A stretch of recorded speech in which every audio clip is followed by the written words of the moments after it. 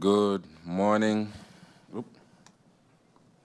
Good morning, members of the Committee of VROMI, other members of Parliament present, support staff, radio listeners, TV viewers, and those following via social media and other media outlets. Welcome to this meeting of VROMI, Committee of VROMI for today, Tuesday, February 18, 2025.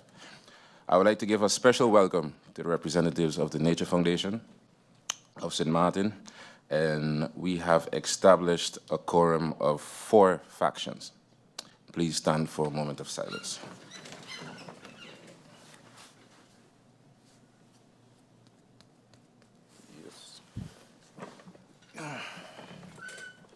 I have received a notice of absence from the following committee members: MP Egbert Duran, MP Viren Kotai. I have received a notice of lateness from the following members: MP Irian, MP De Weaver, and MP Peterson. Are there any notifications? No, no notifications. The agenda point for this meeting goes as follows: presentation by the Nature Foundation on the draft ordinance to be submitted to government to formalize the protection of marine areas and species, IS 229, 2024-2025, dated November the 4th, 2024. We go over to the agenda point. On November 4th, 2024, Parliament received a correspondence from Nature Foundation St. Martin requesting an audience with Parliament to discuss the aforementioned agenda point, hence today's meeting. Before I give the floor to representatives of the Nature Foundation, in order to increase the interaction on the topics to be discussed in this committee setting, I would like to suggest that after each member poses their questions or comments, the representatives of the Nature Foundation will answer directly. I give the floor to Ms. Leslie Hickerson, Manager of the Nature Foundation, for her introductory remarks and presentation. Ms. Hickerson, you have the floor. Thank you very much. Good morning, everyone. Thank you for allowing us to present to you this morning. My name is Leslie. I'm from the Nature Foundation, and my presentation is going to go firstly over the review of the state of our ecosystems, thanks to a large-scale research project that was a collaboration with the Ministry of VROMI and the Nature Foundation itself, and then through what actions we think need to be prioritized to protect and preserve the biodiversity of our island.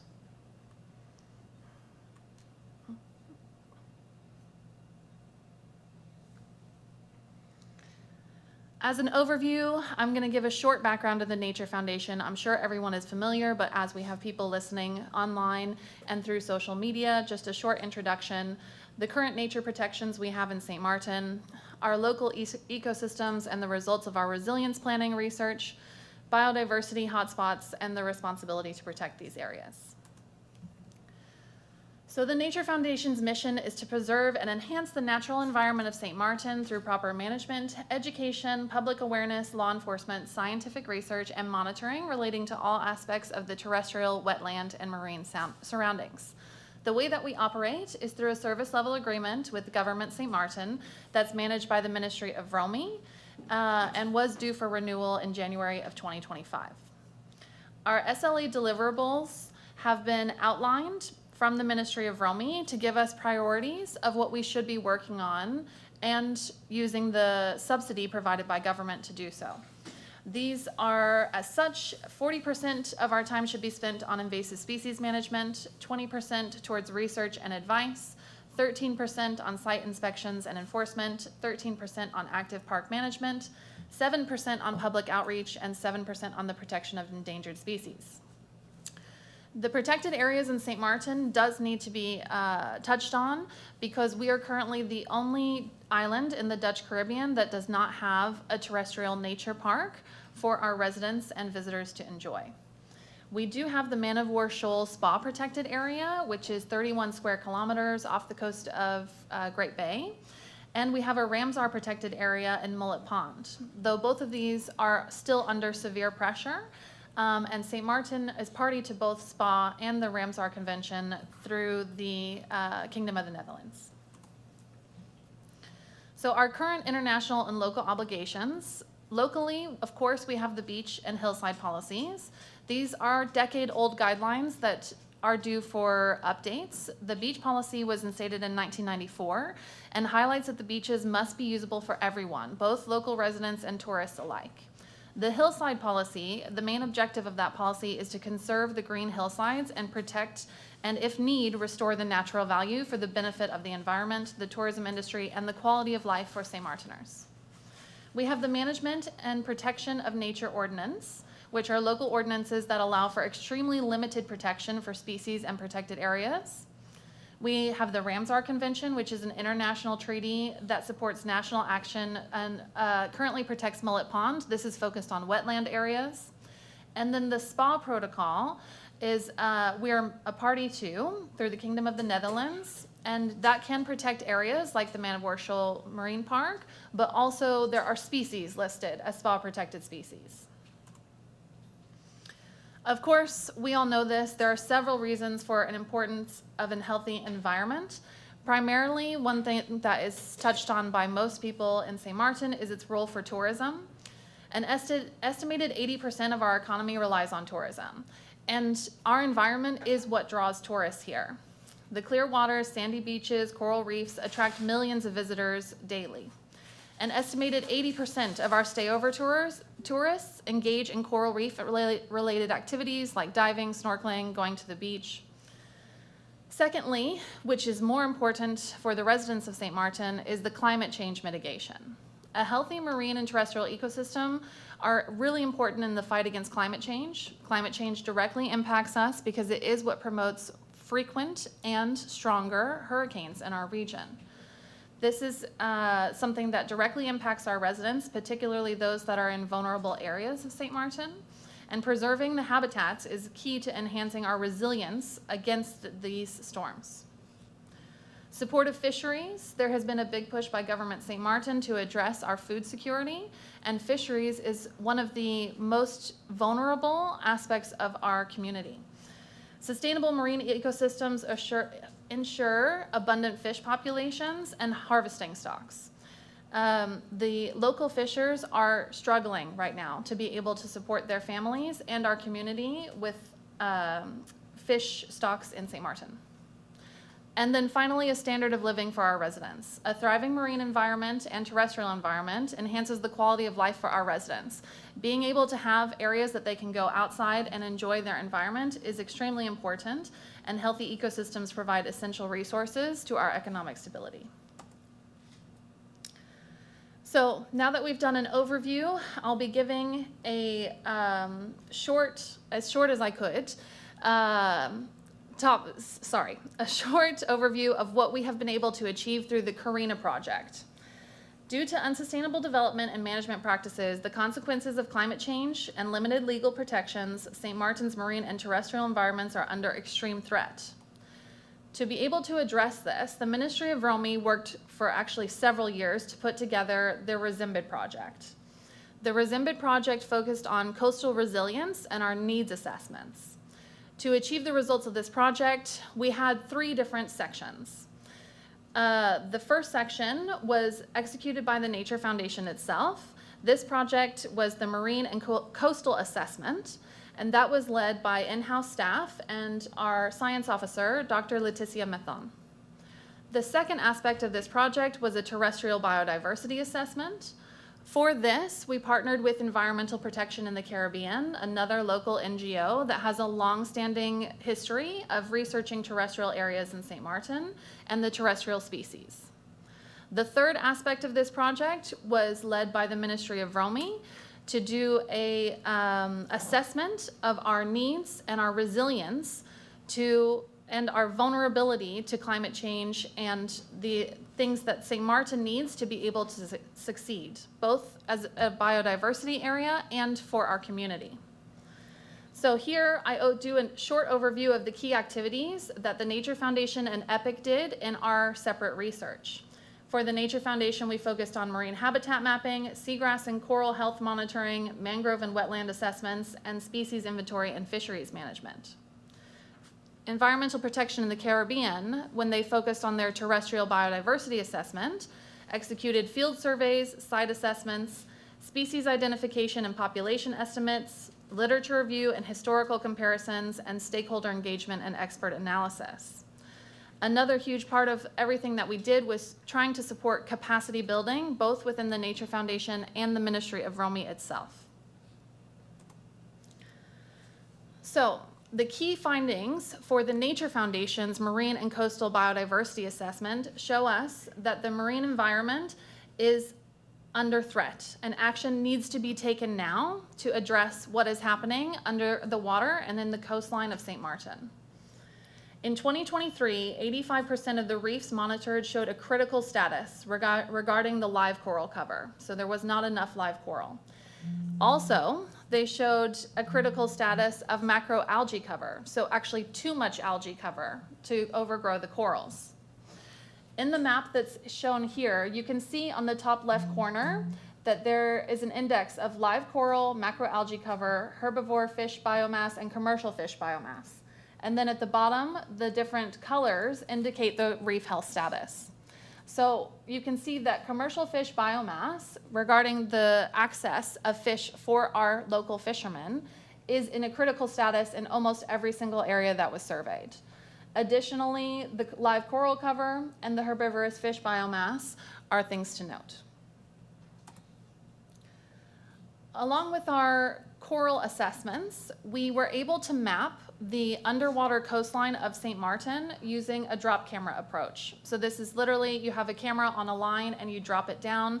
The team did, I think, more than 1,500 drops in the coastal area and lagoon of St. Martin, and we're able to create the map on the right. So on the map, you can see where there are seagrass areas, where there's coral reef, patch reef, algae fields, and sand and rubble. Through this research, we were able to show that 87.5% of the coral reef areas are outside of the SPA protected area. 69 of the Gorgonian reef areas are outside of protected area. And important to note, 88% of our seagrass beds are outside of coral protected area. Additionally, through this research, we were able to show that from August to November of 2023, coral bleaching rose in frequency over 230%. Coral bleaching occurs when the corals expel the algae that live in their tissue. It's a symbiotic relationship that normally provides, I think, 95% of the energy the coral needs to survive. When they're under stress, they expel that algae out of their tissue. So they're not able to produce enough energy. Things that cause them stress periodically here are ocean rising temperatures, acidity, pollution. Corals can recover from coral bleaching, but if the conditions don't improve, they often die. Another area that we focused on was the Indigo Bay coral reef monitoring. So on the south side of St. Martin resides one of the last remaining populations of elkhorn coral. These elkhorn coral are a SPA protected species. With many colonies present, this species of coral forms branching colonies that create complex structures that provide homes for many fish and crustaceans. However, it's an extremely sensitive species. That is why this is one of the last remaining areas of an elkhorn coral reef in St. Martin. They require really high wave action to survive properly. So a major development in the area that would include construction projects or breakwaters and increased runoff could devastate this fragile ecosystem. Sedimentation from construction can smother corals, while pollutants and habitat destruction threaten their survival. Protecting Indigo Bay is crucial for ensuring the survival of this rare coral population, maintaining biodiversity, and preserving the island's natural coastal defenses. Something that's important to know is that because this is a SPA-protected species, it is also a critically endangered species protected under the IUCN Red List and CITES Appendix. Destruction of that area could require St. Martin to apply for an exemption under SPA because we are party to SPA. This process mandates a justification for environmental damage and could impact the island's international conservation commitments. Another part of our research focused on wetlands and the marine species of St. Martin. So regarding wetlands, specifically for mangroves, extensive monitoring done in collaboration with the Reserve Naturel found that 80% of our mangroves have been lost, either through overdevelopment of the coastline or through hurricanes. Knowledge gaps are extremely prolific throughout St. Martin regarding mangroves. Lack of awareness regarding the origin and the services provided by mangroves has led to little interest in protecting them. Seagrasses also provide some of the highest levels of climate change mitigation impacts of any ecosystem in the island, yet they have zero protection for St. Martin. And health of grazer species is very important to note. In St. Martin, one of the big issues that I've brought up several times is algae growth in our coral areas. One of the best ways to fight algae overgrowing corals is to have a healthy grazer species that eat algae. That include parrotfish and long-spined sea urchins like diadema. But since there have been massive die-offs of diadema, the long-spined sea urchins, both in 1980 and 2022, populations are at a critical stage, and it is very difficult for us to find the juveniles of that species. We partnered with a group throughout the Caribbean, but focused in Saba, to try to see how many diadema are in our waters, and we had some of the lowest results in that research. Moving on to the research that Environmental Protection did for us, the Environmental Protection in the Caribbean group. The Terrestrial Biodiversity Assessment showed that St. Martin is home to over 330 plant species, 185 bird species, 20 reptile, and 23 mammals, many of which are unique to the region. Wildlife and natural landscapes attract visitors, of course, supporting jobs and businesses. Coastal and forested areas help reduce the impact of hurricane and flooding. And it showed that the need for protected areas is more important than ever. Since 1996, most remaining terrestrial areas have been developed, with no protected terrestrial sites to stop further habitat destruction. The map that's on the right here shows biodiversity hotspots. The larger the dots are, the yellow dots on the map, that is the more species found in that particular surveyed area. So you can see where there are some areas of extreme interest because of the number of species found. The report from Environmental Protection in the Caribbean had several recommendations for Government St. Martin, and I have put them into kind of 6 categories to go over briefly. First is a protected area and conservation. Establishing legally protected terrestrial sites and prioritizing Billy Folly, Fort Amsterdam, and Kupakoy would help prevent further habitat destruction. We need to also encourage land trusts and conservation easements to secure critical biodiversity zones. Their second top recommendation was continued invasive species management. Developing an island-wide invasive species control program, collaborating with the French authorities to manage these threats like the cactus mealybug and green iguana, and to train port inspectors to detect and prevent the new introduction of invasive species. Third was sustainable development, strengthening zoning laws and hillside policies to balance economic growth with environmental protection, promoting eco-friendly urban planning that integrates green spaces and native vegetation.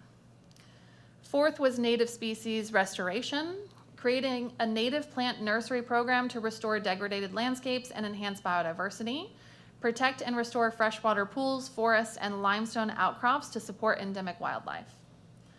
Fifth was public awareness and education, launching community education campaigns on biodiversity conservation, focusing on invasive species and sustainable landscaping, engaging schools, businesses, and local organizations in conservation initiatives through workshops and volunteer programs, and finally, continued research and policy. Expanding long-term biodiversity monitoring programs to track habitat changes and species populations, advocate for government-backed conservation policies, and integrate biodiversity considerations into climate adaptation strategies. The final section of research I want to give you an overview on is the Coastal Resilience Assessment. The Ministry of CVROMI collaborated with Grant Thornton Consultants to create resilience planning tools developed to inform evidence-based policy developments for sustainable management of the marine and coastal environment in St. Martin. This research the research results of this report are due to be published after internal review by the ministry in 2025. So the first two research reports that I've gone over, the Marine and Coastal Biodiversity Assessment and the Terrestrial Biodiversity Assessment, have already been published and sent to each of you for your review and for your reference if you need to for decision making.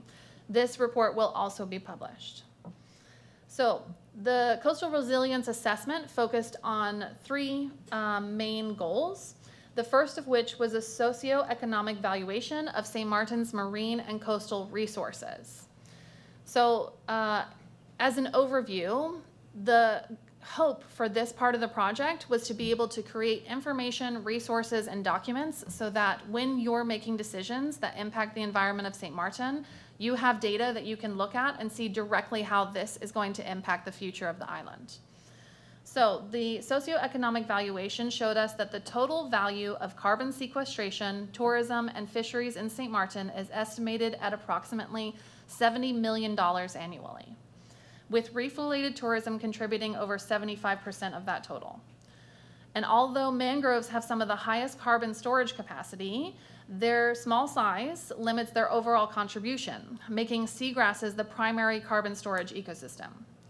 A scenario of continued coral reef and mangrove degradation could result in an 18% decline in annual value, with fisheries being the most impacted, losing up to 56% of their value, and that's already extremely limited. However, reef restoration efforts could significantly improve flood protection, potentially preventing damages up to $200 million in future climate scenarios. The next aspect that these consultants focused on was the coastal risk and vulnerability assessment. St. Martin is highly vulnerable to flooding, with hotspots in Phillipsburg, Cul-de-sac area, and Simpson Bay Lagoon. Sea level rise is projected to increase floods by 21 to 68%, significantly impacting infrastructure, cultural heritage, and biodiversity. Coral reef restoration and coastal protection measures, along with flood proofing of homes and buildings, emerge as the most effective strategies to reduce flooding, mitigate damage, and maintain emergency services accessibility. However, under extreme climate scenarios, even robust interventions may not fully protect our cultural heritage and biodiversity. The flooding that we experienced in November of 2024 just now, that is projected to increase significantly over time. And if we don't address our infrastructure issues, that will continue to impact more and more families throughout St. Martin. The final section that this research focused on was being able to give recommendations for area-based management plans and spatial zoning. The analysis provides concrete recommendations for island-wide area-based management and spatial zoning, with tailored suggestions for 5 different zones, including Mullet Bay, Simpson Bay, Cole Bay, Kay Bay, Phillipsburg, and the eastern coast. Their key recommendations include the creation of a multi-use protected areas to balance conservation with economic activities, expansion of marine protected areas, establishment of mooring parks to protect seagrass beds, and enhanced coastal protection strategies such as coral reef restoration. Community involvement and stakeholder consultation were emphasized to ensure sustainable implementation and support from our communities. So based on the 3 areas of research that we were able to put together throughout 2023 and 2024, I have specific recommendations for areas of increased protection as well as species of increased protection. So biologically important areas in the marine environment of St. Martin have been highlighted on this map, including the Man of War Shoal area, which, as we've stated, is a SPA protected area, but needs to be recognized in local legislation. The eastern coastline should be put together as a limited use zone. Under the Management of Nature Foundation, we could allow for traditional fishing still in the area so that our fishers are able to access, but monitor the use of anchoring, chemicals, and mooring installations. In Kupakoi, that's number 3 on the far left, there is a coral reef area that is currently unprotected that acts as a shark nursery area and should be also given the limited use zonation so that we can keep anchoring, mooring, chemical use, all of those things at a minimum, and also reduce the amount of large ships that are passing through the area and cutting off the mooring balls of local fishermen who are then unable to find their fish traps under the water. And finally, Little Key Island. All of you have heard a lot about Little Key because the Ministry of ROMI in their policy department has been trying for several years now to protect Little Key Island, whose mangrove nursery and native seagrass habitats are very biologically valuable. This next slide is to just show you that the way that we made these decisions is based directly off of the marine habitat map that we were able to create through the Karina research. On the terrestrial side, this map created by the research done from Environmental Protection in the Caribbean highlights critical biodiversity areas in St. Martin. These ecosystems are essential for tourism, coastal protection, water quality, marine and terrestrial biodiversity, and climate resilience. However, a lack of sustainable development regulations has led to overdevelopment, resulting in habitat loss, increased flooding, and decline of key species. Many natural areas have already been lost, making the protection of the remaining ones more urgent than ever. You can see that the highlighted areas include mangroves, seagrass beds, reefs, hilltops, buffers, heritage trees, and historic sites. So we call for responsible planning regarding the terrestrial area of St. Martin. Going forward, any development in these areas must be sustainable, with careful consideration of biodiversity loss and economic degradation, alternative solutions that minimize environmental harm, and long-term sustainability for nature and economy. If St. Martin is to thrive, we must recognize the value of these ecosystems and protect what remains before it's too late. Regarding species protections, I've put forth that parrotfish should have seasonal or size restrictions so that we can boost reproduction, again contributing to the grazing that they do for the algae on the coral reefs and how they contribute directly to the creation of sandy beaches for St. Martin. Diadema, or the long-spine sea urchins, should receive full protections as they're needed to reduce algae growth and allow for the recovery since the mass die-offs. Our current queen conch legislation does not reflect the actual reproductive size of queen conch. Right now, for the restrictions on queen conch, it's just the size of the shell, but that doesn't actually indicate whether the conch in question is an adult and has reproduced or is old enough to sexually reproduce. So it is allowing for conch to be fished out that have not yet reproduced and replaced themselves for next generations. So we need to address that by changing the legislation to address the lip size of queen conch rather than the shell size. Our Caribbean spiny lobster legislation also does not currently have a restriction for egg-bearing females. So if you pick up a spiny lobster that has eggs on it, technically it is legal in St. Martin for it to be removed from the sea. That is really uncommon, and we could update our legislation quite easily to restrict the removal of egg-bearing females because that shows that they are reproducing and replenishing the population. For mangroves, due to their many ecosystem services, red and black mangrove species, which are mostly found in the Simpson Bay Lagoon area, should be listed as protected. They're currently listed as a SPA Appendix 3 species, which is not locally recognized in St. Martin. And for seasonal closures, based on the research that we do, which is extremely in-depth and collaborates often with other organizations in our region, an option for the management and scientific authority to restrict fishing activity via seasonal closures for population recovery of a species that can be found on the CITES 1 or 2 annexes or the IUCN Red List under endangered or critically endangered would allow for us to move faster to address any die-offs of specific species in St. Martin. So the next section of this presentation is really focusing on the fact that it is time to act now. We don't have time to delay this and discuss it further and think about it. Actions need to happen right away. There is also, we need to keep in mind the harsh reality of our infrastructure and the future of St. Martin. Right now, we're at a critical crossroads. Large-scale developments continue to be approved, and our infrastructure is already at a breaking point. Severe traffic congestion, energy crisis, and overburdened public services are all part of St. Martin's reality. Our road networks are overwhelmed, our utility company is struggling to provide reliable power, and yet new developments continue to increase demand without offering any self-sufficient solutions. Our overburdened public services are going to continue to be pushed to their breaking point. One hospital, limited schools, our ability to support a growing population is stretched thin. Despite all of these challenges, at least 5 new major developments are planned, all within ecologically significant areas without any meaningful improvements to infrastructure or sustainability. Other islands are currently advancing their own airports, cruise ship terminals, and tourism strategies. If we continue down this path, St. Martin risks becoming a destination of the past, a place where local people are displaced due to unchecked development, natural beauty is lost, making us less attractive to visitors, and infrastructure collapses under the weight of poor planning.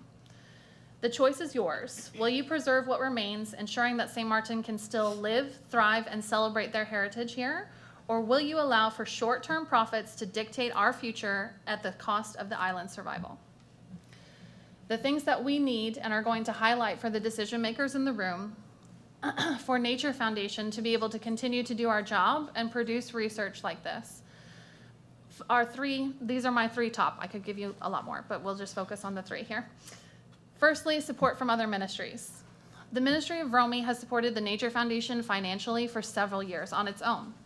It's time to expand these collaborations within other ministries throughout the government. The institution of a nature fee. Without terrestrial park entrance fees, Nature Foundation St. Martin has fallen far behind our sister conservation organizations throughout the Dutch Caribbean. A small nature fee would greatly impact our capacity and resources, and it would lessen the pressure that we're giving on government St. Martin. And we need a commitment from you. Decision makers in St. Martin should commit to protecting nature to ensure long-term sustainability of the island's economy, biodiversity, and the quality of life for its residents. The Nature Foundation as an organization is not against development. We are not saying that you have to stop everything and nothing can move further and we have to stop here. We are against overdevelopment and unsustainable development. You have to keep those things in mind. So it's time to choose the legacy that you'll leave. We stand at a critical juncture in our history, faced with the urgent need to preserve the natural beauty and biodiversity of St. Martin. The decisions that we make today will shape the world that our children and grandchildren will inherit. The coral reefs, landscapes, and diverse wildlife are not just treasures of today, but they're legacies for tomorrow. Please commit to making the difficult but necessary choices to ensure that St. Martin remains a thriving sanctuary for all life. Thank you. Thank you, Ms. Hickerson, for your thorough presentation. To whom do I give the floor for any questions? I look at the MPs. I see someone about to press the button. MP Labega, the floor is yours. Good morning, Mr. Chair. Good morning to Ms. Kafir. Good morning to my colleagues. Thank you for the Nature Foundation for that extensive presentation. Definitely need to review it later because there's a lot of good information, a lot that terms I'm not familiar with. But you mentioned that local fishermen are struggling with their catches. Is there a specific reason? I mean, obviously there's a reason, but what is that reason or reasons? And how could we change that as a government, Parliament, etc.? You've also mentioned that protecting Indigo Bay coral population is very important. With the ongoing developments down there with the new hotel condominium development, is it already far gone what they're doing, or can regulations be placed on them? I know with the size of the development they're doing, development and conservation is kind of like an oxymoron. They don't really go hand in hand. But we need to make sure that, like you said, we protect the coastline, and if it's not too far gone, something definitely needs to be done.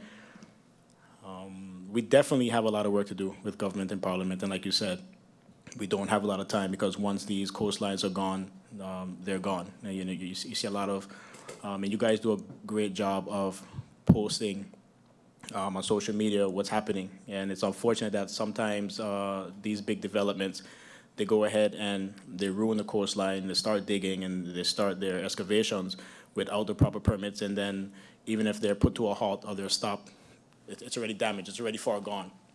And even if you just receive a fine, it's already damaged, you know. So I hope that yeah, the current government really takes a good look and a hard line to what's going on. Thank you.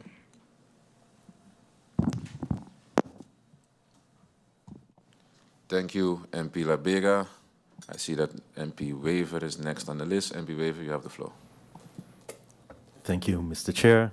Good morning. Good morning to those present here today from the Nature Foundation and Ms. Valia Pantaflet, also legal for the foundation. Just quickly, I saw in the SLA deliverables, you mentioned that 7% is allocated to protecting the endangered species. How many endangered species do we have currently? And also, is 7% enough to kind of protect them? You know, because the reality is, it sounds nice to be able to divide it in a way, but it needs to be sustainable as well. And then we're also seeing a lot, as my previous MP also mentioned, there's a lot of developments. So there's also recommendation from the Nature Foundations, how can we create that balance? Because there is a growth happening as well, because you don't want to, I mean, there are persons that have deeds to lands quite often on the hillsides. And we have a lot of family lands that still need to be divided within families. How is that balance being sought? And how can the Nature Foundation play a role into advising the public as to the possibilities and even the Ministry of ROMI of how do we best go about developing those kind of lands? Thank you so much. Thank you, MP Weaver. Would Ms. Hickinson be able to answer right away? Yes, Ms. Hickinson, you have the floor. Thank you very much. Thank you very much. Firstly, for MP Labega, the question regarding fishermen and their catch.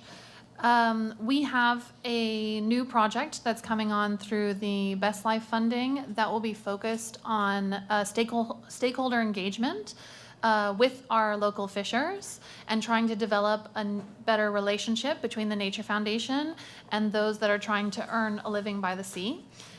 Through that program, we have only had so far one meeting with local fishermen to try to see what their current situation is actually like and what struggles that they have. And during that meeting, one of the things that was highlighted is that they are having limited catch and they're finding it difficult to be able to catch enough to earn by the sea. There's very few of them that actually do that as a full-time job anymore, which would be a significant loss for St. Martin's culture and heritage if that were to no longer exist. So a couple of the things that impact the fish stocks are the health of the coral reefs, which are impacted by several things, of course. The things that are impacting the entire world, like climate change, coral disease, all of those things are relevant to St. Martin, but also how the environment is being treated here locally is significantly impacting that as well. Wastewater runoff, physical pollution, lack of protected areas, those all impact the fish stocks. If we create a protected area in one spot, the fish that reproduce there will move out throughout and be able to be accessible. One of the other things that is impacting the fishermen is, of course, the loss of their fish pots, because there is so much marine traffic and there is not a really defined area that is for fishermen. So the marine traffic goes through the same area the fishermen are trying to use. A lot of the larger boats can cut off the buoys at the surface, and then the fishermen not only lose the trap and all the money they put into creating the trap, it's very difficult to recover it again, which could lead to having what we would call a ghost trap under the water that's just continually catching fish but not being removed. So that's a significant issue as well. Creating areas that we could focus on supporting fisheries would be one thing that we could look at to help support fish stocks. And I think that that aligns really well with Government St. Martin's recent look at our food security. Regarding Indigo Bay, the regulations that could be placed there, well, firstly, I think we need to address the regulations that do exist. We're party to SPA, and if we are going to allow the destruction of a SPA protected species, we need to address that. But I'm not sure what the standing is of the permits for certain developments. Of course, the Nature Foundation is not directly related in that process. So I'm not sure what has been issued and what hasn't been issued for the area, but we have been working with the ministry to look at the civil works permit process so that if a development is in a biodiversity hotspot, there's a trigger to reach out to the Nature Foundation and request advice. Or if a development is going to impact a protected species or a heritage tree, again, there's a trigger to look at that and see if that development should move forward as is. One of the best things that could be introduced is that for developments of a certain size, the requirement of an environmental impact assessment to be carried out prior to the development would alleviate a lot of pressure, not only on the Government St. Martin, because our infrastructure departments and our policy departments are not able to put together a full environmental impact assessment, but this is a very common requirement, not only in large countries, but throughout the region, that if you have a development over a certain size, they have to do an environmental impact assessment. That could be put in place, and it would directly address a lot of the issues that we're having. For the questions from MP Weaver, for the protection of endangered species, I also feel that 7% of our time looking at anything, of course, is extremely limited. I feel the same about 7% dedicated towards outreach and education, to be honest with you. There's a great need for that in St. Martin as well. What we're doing right now for the protection of endangered species really involves a lot of monitoring. There are several endangered species. I don't know the exact number because we have a lot of migratory species that come through as well. But for example, the sea turtles that are nesting on the beaches of St. Martin are endangered. And yet that doesn't seem to be enough of a reason to stop beachside development that directly impacts their nesting and habitat areas. So what we would be able to do in that vein is to expand the foundation's overall ability to do our work. Something to keep in mind is that our standard SLA, without the addition for invasive species that came through Parliament several years ago, only employs 3 staff. So 7% of our day is quite small in the end if it's only 3 of us as well. So we are by far the smallest conservation management organization in the Dutch Caribbean, and we rely really heavily on project funding, like the Karina project, to be able to execute tasks that we should be doing anyway.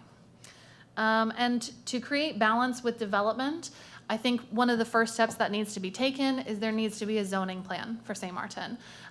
Through the framework of the Coastal Resilience Planning Project, the Ministry of CVROMI, of course, is working on the green zoning plan and standard zoning for St. Martin. That, I think, will help because if we know that we're able to conserve a plot of land in a certain area, then we can look at where's the biodiversity hotspots. Maybe there are areas of less significance that would be of less concern for development. But if we don't have a plan for the long term, right now what the Nature Foundation is looking at is that we do not know of any area that is safe. So we try to go and see if any area that is being developed can limit their impact. And it's unsustainable to continue in that way. Thank you. Thank you, Ms. Hickerson. I give the floor to MP Westcott-Williams. MP, you have the floor. Mr. Chairman, thank you, and a good morning to you again. A good morning to our support staff, my colleagues, and a good morning to Ms. Hickerson and Ms. Pantafletam. Thank you for being here, and thank you for the presentation. The first word that would come to my mind, that actually came to my mind, would be depressing. And I say this because I've heard it, much of it, so often before. I've heard the plans to address many of the issues mentioned so often before. And why are we still at this stage where taking corrective measures is concerned? So that's why I kind of encompass it the way I did. But thank you once again, and not only for the report this morning, but thank you for basically keeping up the fight. Because if listening to you sort of, wow, again, I can just imagine what it means for you in your work. Stating that, I have a couple of questions. But firstly, before I get to my questions, I want to recommend to this committee or any other committee of Parliament that we again pick up the matter of the environment of this country and climate change in particular in a serious way. And I think back of, for example, the acrobatics report, which stunned the members of Parliament at the time, communication with the government on it in terms of not only what are you doing, but what can be done. And that just kind of fizzled out. I think about the many discussions on the beaches and beach policies, and everything seems to be in the works without priorities being established. No one has to inform me of the limitations that we face, money, capacity, I mean, you name it. But still, we're going to have to, within all that needs to be done, establish some priorities going forward. Stating that, I read, and it might have been part of the presentation as well, is Nature Foundation looking at or suggesting that necessary legislation be drafted? Can it be drafted? Will Nature Foundation take the lead in that? Because otherwise, on this topic too, we're going to go back knowing what is needed, but we don't have legislative capacity, and we could go on. So that's my question with respect to legislation. In all of the research, has any attention been given, and if not, can it be given by Nature Foundation and or some of its partners? And that has to do with climate funding / financing. Question 2, has anything in this regard been done? And if not, can anything be done from the perspective of Nature Foundation?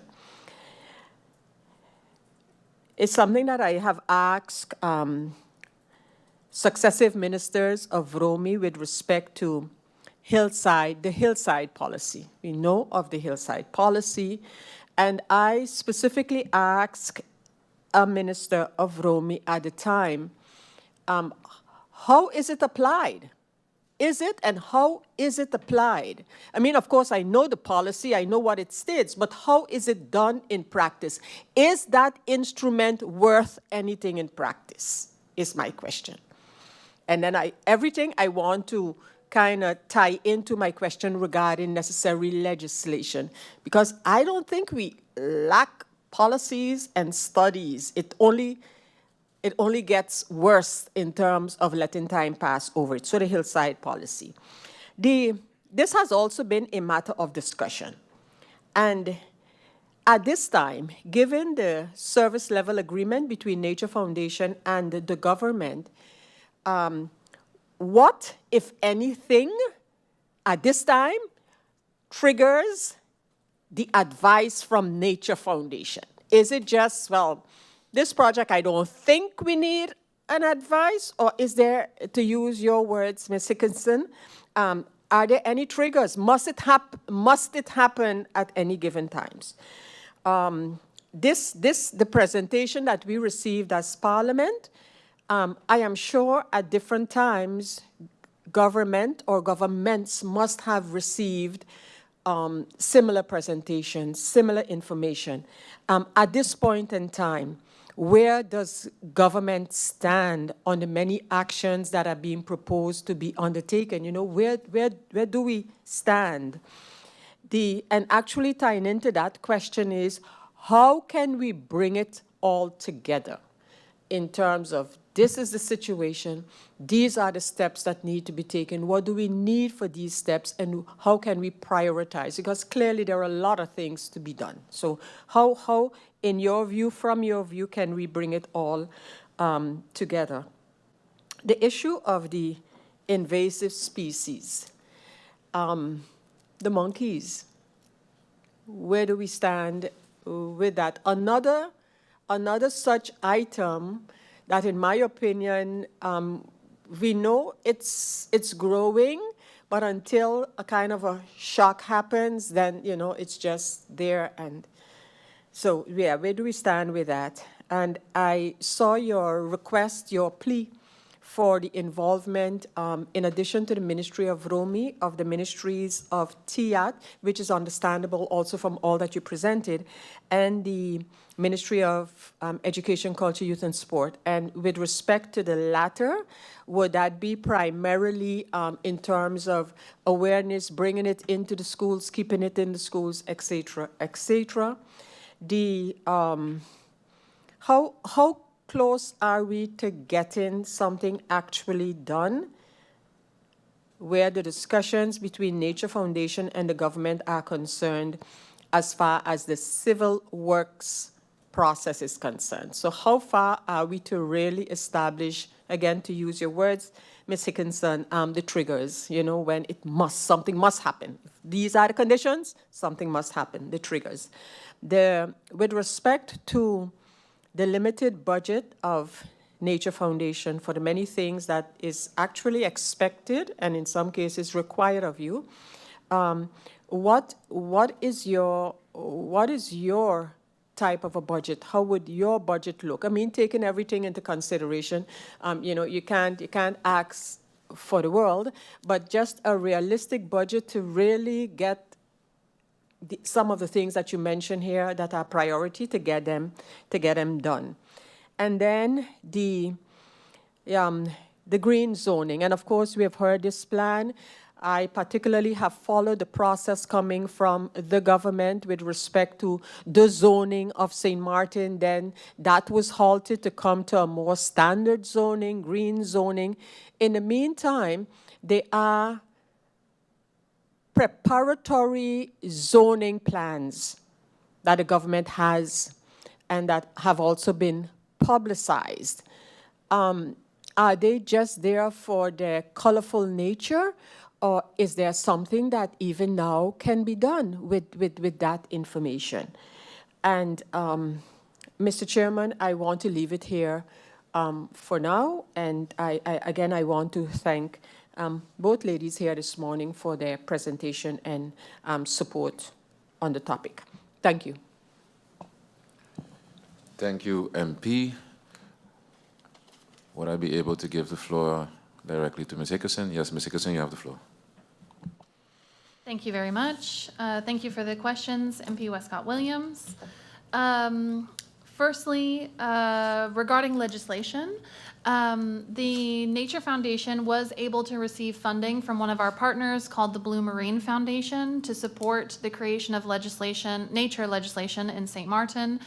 The Blue Marine Foundation focuses on protected areas, so it is important for protected areas to be a heavy focus in this program. And the reason that we were allocated this funding is because they do have a thorough understanding of what our capacity issues are, both within Nature Foundation and Government St. Martin. And they've met with the policy team of ROMI and heard the realities of the situation there.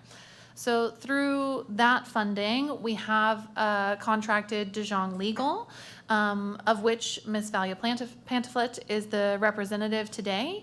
So perhaps she could give an update now regarding the legislative work that's currently ongoing with the Nature Foundation.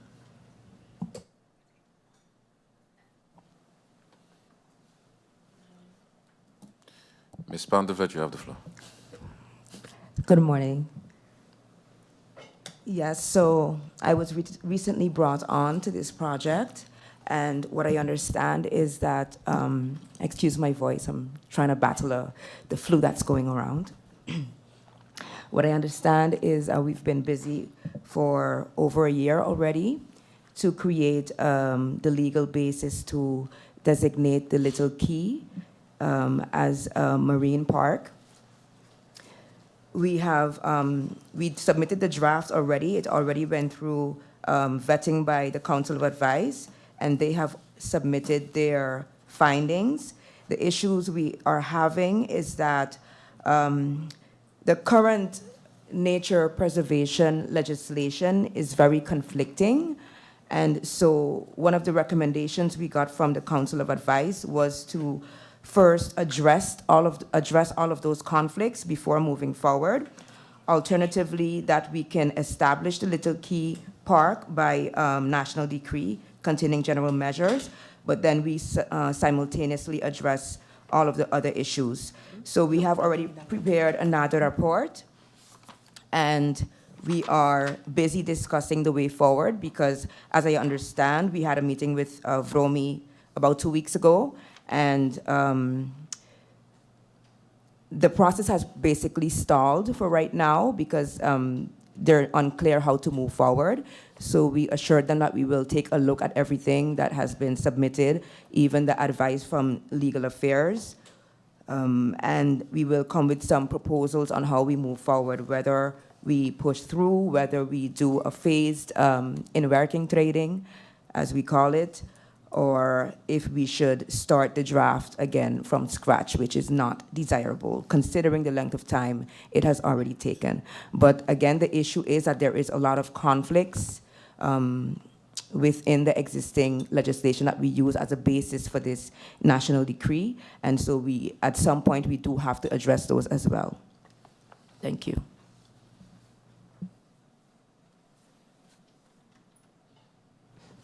Thank you very much.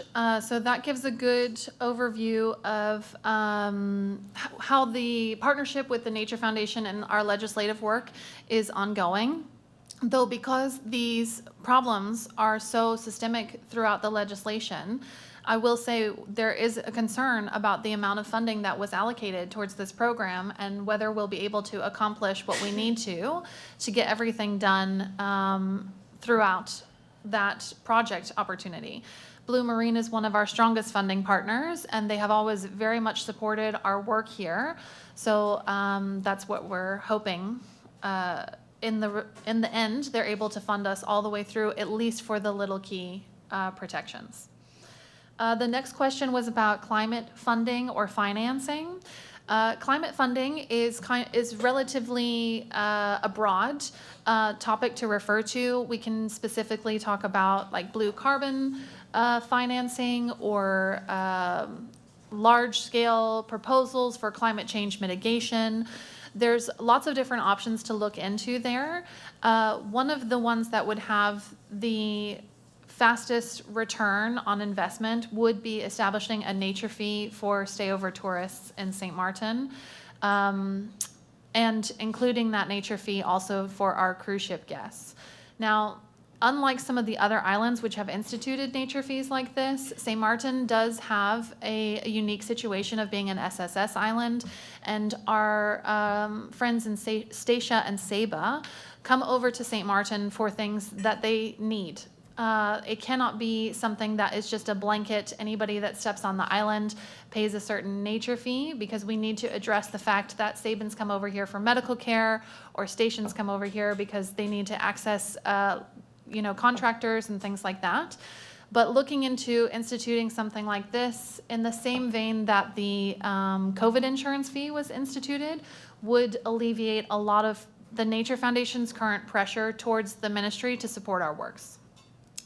Other climate financing options, we have partnered with DCNA, the Dutch Caribbean Nature Alliance, and Beneath the Waves Foundation to evaluate what kind of carbon storage our seagrasses have in St. Martin, and seeing if that is something in the long term that could be used as a finance mechanism, though it needs proper thought so that we don't get ourselves into some sort of greenwashing situation where people are throwing money at something but actually doing more damage in the long run.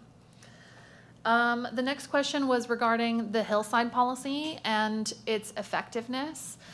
My biggest concern with both the hillside and beach policies are their enforceability. The policies, from my understanding, are just that, a policy, but not an ordinance or a requirement. So it is up to the individuals that are making the decisions on whether or not they will adhere to them.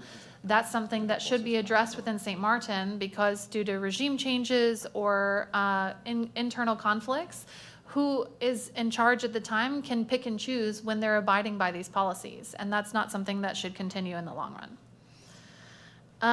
Right now, for advice from the Nature Foundation, the way that that has been triggered since I have been at the Nature Foundation is up to the policy team at the Ministry of ROMI, pending when they receive something that they need to give advice on. Then they will evaluate whether the Nature Foundation should also give advice on that measure. Though in maybe late January, early February, we had a full program through the Karina project where we brought in everybody that's involved in the civil works permit into the same room, and we addressed the current issues with the civil works procedure and how unclear it is, and how once you get approval from one person, it's very unclear, even for the developer, who they should go to next. This needs to be a very standard procedure and protocol. There shouldn't be deviations in the civil works permit, particularly if it's just based on who you know working in the office. So we were able to get everybody in the same room, evaluate the current standards of the civil works permit, and the Nature Foundation put forth recommendations of areas, actions, and activities that would and should trigger the different people and infrastructure and policy to reach out to the Nature Foundation as a standard. We were able to highlight biodiversity hotspots from our research, heritage trees that are on the current heritage list, different activities like the removal of mangroves. Those different areas were highlighted so that we can be automatically triggered. Right now, regarding the invasive species program, that is ongoing with the Nature Foundation. We, as handed down from Parliament and then the Ministry of ROMI, we have focused on the monkey species. We were able to do a very in-depth research project this year regarding the population and their impact on native bird species in St. Martin, and we are currently still trapping. One of the hangups of that program, of course, is that due to the lack of public land, we are restricted to working with private residents who request a trap, and then we are able to trap in their properties. So that does cause some limitations. Also, it is a very capacity-heavy program because we are relying on a vet for sedation and euthanasia, which is a high cost, but we need to be as humane as possible. There is already a lot of push from activists against any type of invasive species management, so we are focused on being as humane as possible on every level. And the funding for that, it equals about $50,000 US a year for what we're able to focus it on. So we have a staff member dedicated to it, but that is still a pretty limited budget for what we need to do. One of our other key focuses is collaborating with the French side, because invasive species problems are island-wide problems, not just Dutch side problems. So we have been working with the prefecture and trying to keep up to date on their program and how that's going, so that we can make sure that we are not just putting a Band-Aid on an issue that is exploding on the north side of the island. Regarding our service level agreement, I have put forward a proposal for a service level agreement that would be managed by the Ministry of Education, Youth, Culture, and Sport as well. I think I was able to present that only in late December and then had a meeting with it with Minister Gums very recently about that. The focus of that project would, of course, be public outreach, but also really integrating into the schools. Our school systems are very stretched thin, and expecting teachers to integrate local examples into their testable curriculum is too much to ask. They're barely able to keep up with what they're supposed to do anyway. So a big focus would be looking at the different curriculums, because there are several different curriculums in the St. Martin schools, and seeing where we can integrate local flora and fauna, local plants and animals into the curriculums. So it would be part of the testable material. We wouldn't be, okay, once off, the Nature Foundation comes in and talks about brown pelicans and it's fun. That's nice, but we need to be in the curriculums so that we can be in the classrooms more often and that students grow up with an understanding and appreciation of the nature around them. So the curriculum development and integration would be a big part of that, and resource management. Through a separate project fund, also supported by Blue Marine Foundation, we were able to spend about $15,000 on gaining educational materials and resources that we house currently now at the Nature Foundation, and the teachers are able to kind of rent out for free from us throughout the year, so they sign up for when they want it. We also chose those materials based on feedback from educators and administrators on what they wanted. So we have a lot of things that have to do with like planting and food agriculture growth. We have some solar panel kits. We have a lot of nature-based games and educational activities. We have microscopes because some of the schools didn't have access to microscopes for their labs. And right now, we are able to manage those resources through our one staff member who's based on project funding, who takes those to the teachers, shows them how to use them, gives them examples of how to integrate it into the curriculum. Unfortunately, that staff member's funding was through Project Karina, and we are scrambling right now to sell vehicles to be able to pay for the staff member to stay at the Nature Foundation. I don't have enough funds to allocate somebody dedicated to our outreach and education, and that's a real issue for us. So I'm hoping in the future, when we're looking at budgets, there's funding able to be allocated towards at least one staff member to be focused on that job. Oh, and then the last question I think that I had on the list here was our realistic budget. Through the Ministry of CVROMI, we have had our service level agreement since 2014. It was due to renew December 31st of 2024. We have not yet gotten through with that renewal.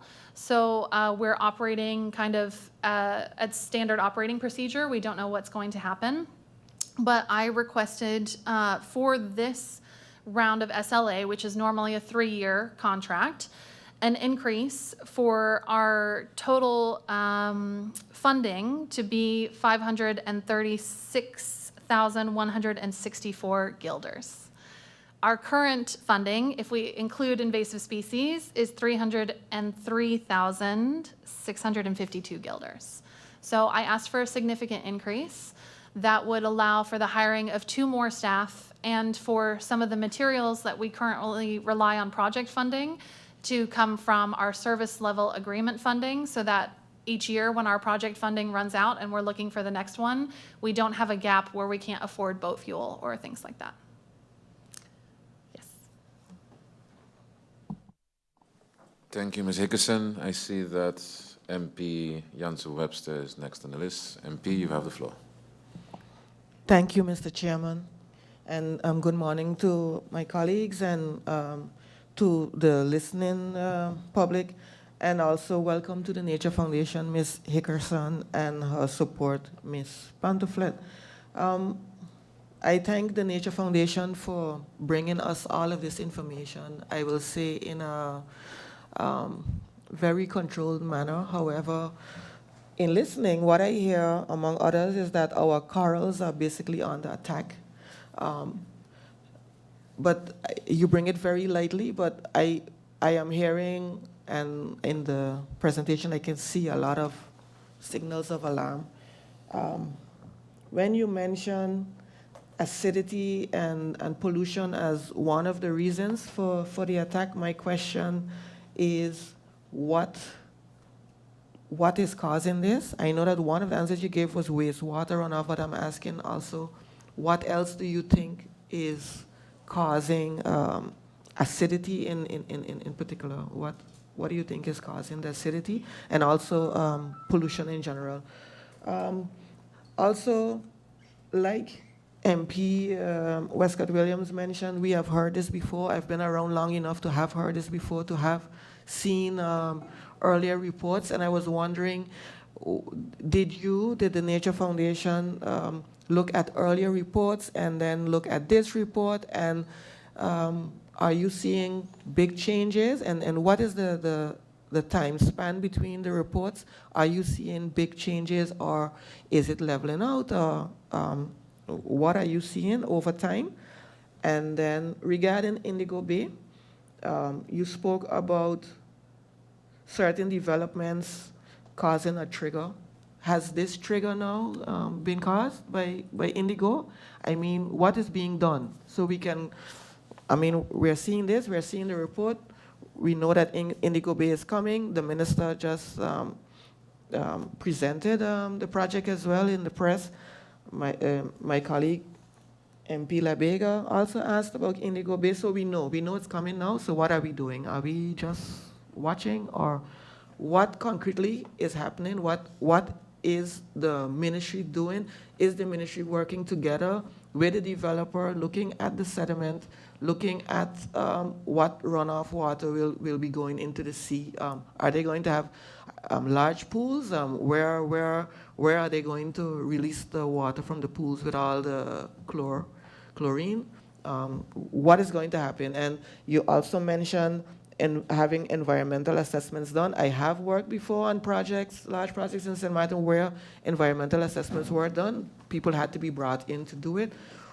To your knowledge, were there any environmental assessments done now with the building of Indigo Bay? So what are the developers doing? Are we just watching and seeing this last area with this particular coral disappear? Is that what's going to happen? Because then just let us know that that's what it is. I would like to know if this is it, because growing up on St. Martin, it is a coral that I am familiar with. We have the one that most people know, the fan coral that comes up on shore, but we, as a child, we have seen this elk coral as well, and knowing that this is the last era, I'm concerned to know, is this like the last, like my son has probably seen it, but maybe my grandchildren would never see it. So is that the case? Is that what we're facing now?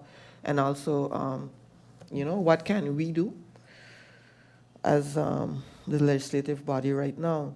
Then regarding the lagoon, I've seen reports, and we know of the dead area of the lagoon, which is right behind Tropicana Casino, etc. There were plans in the past to, I think, rejuvenate it by bringing in seawater with directional drilling, etc. Those projects, the harbor was supposed to be working on that. Do you know if anything happened? Is there anything in the pipeline to get that area back to life? And tied into that, because a lot of the problems that we have, like you mentioned, is acidity and pollution. But does the Nature Foundation play a policing role as well? So if you see pipes coming into the lagoon directly, can you then alarm the Minister of CVROMI? Because also our chairlady, the MP Westcott Williams, she brought forward the motion for administrative fines. So CVROMI knows that as a parliament, we support CVROMI in handing out these administrative fines. So if you are seeing, because you are around the lagoons, the water spaces. If you are seeing the pipes, I would really advise you to contact VROMI if you're not doing it now already, so that we could get those fines given and get the problems tackled. Also, invasive species, sometimes they are not seen as invasive species, but I see them as invasive species, the roaming dogs, because I grew up bird watching and not knowing that I was bird watching, but we spent a lot of time watching the migrant birds in our fresh ponds. And now you hardly see any birds. And when I worked in GB, our office was across from the pond, and you would see the packs of dogs every afternoon hunting the birds. And I mean, if the dogs are hunting the birds in the pond, those birds will remember not to come there and nest again. And so I personally see the amounts dwindling in the fresh pond, in the salt pond as well.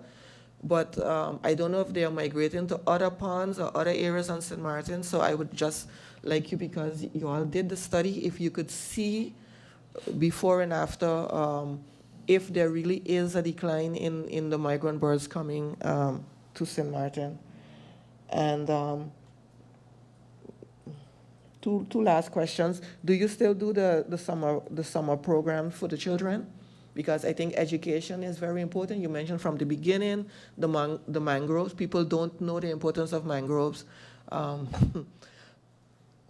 Yeah, when I was 8 years old, I did a whole project on mangroves, and at that time it was like something that wasn't done. But if we could get our children involved in it again and get maybe prizes for competitions so people learn more about nature, we will value it later on. They will value it later on in life, and we could have this sustainability that we so want.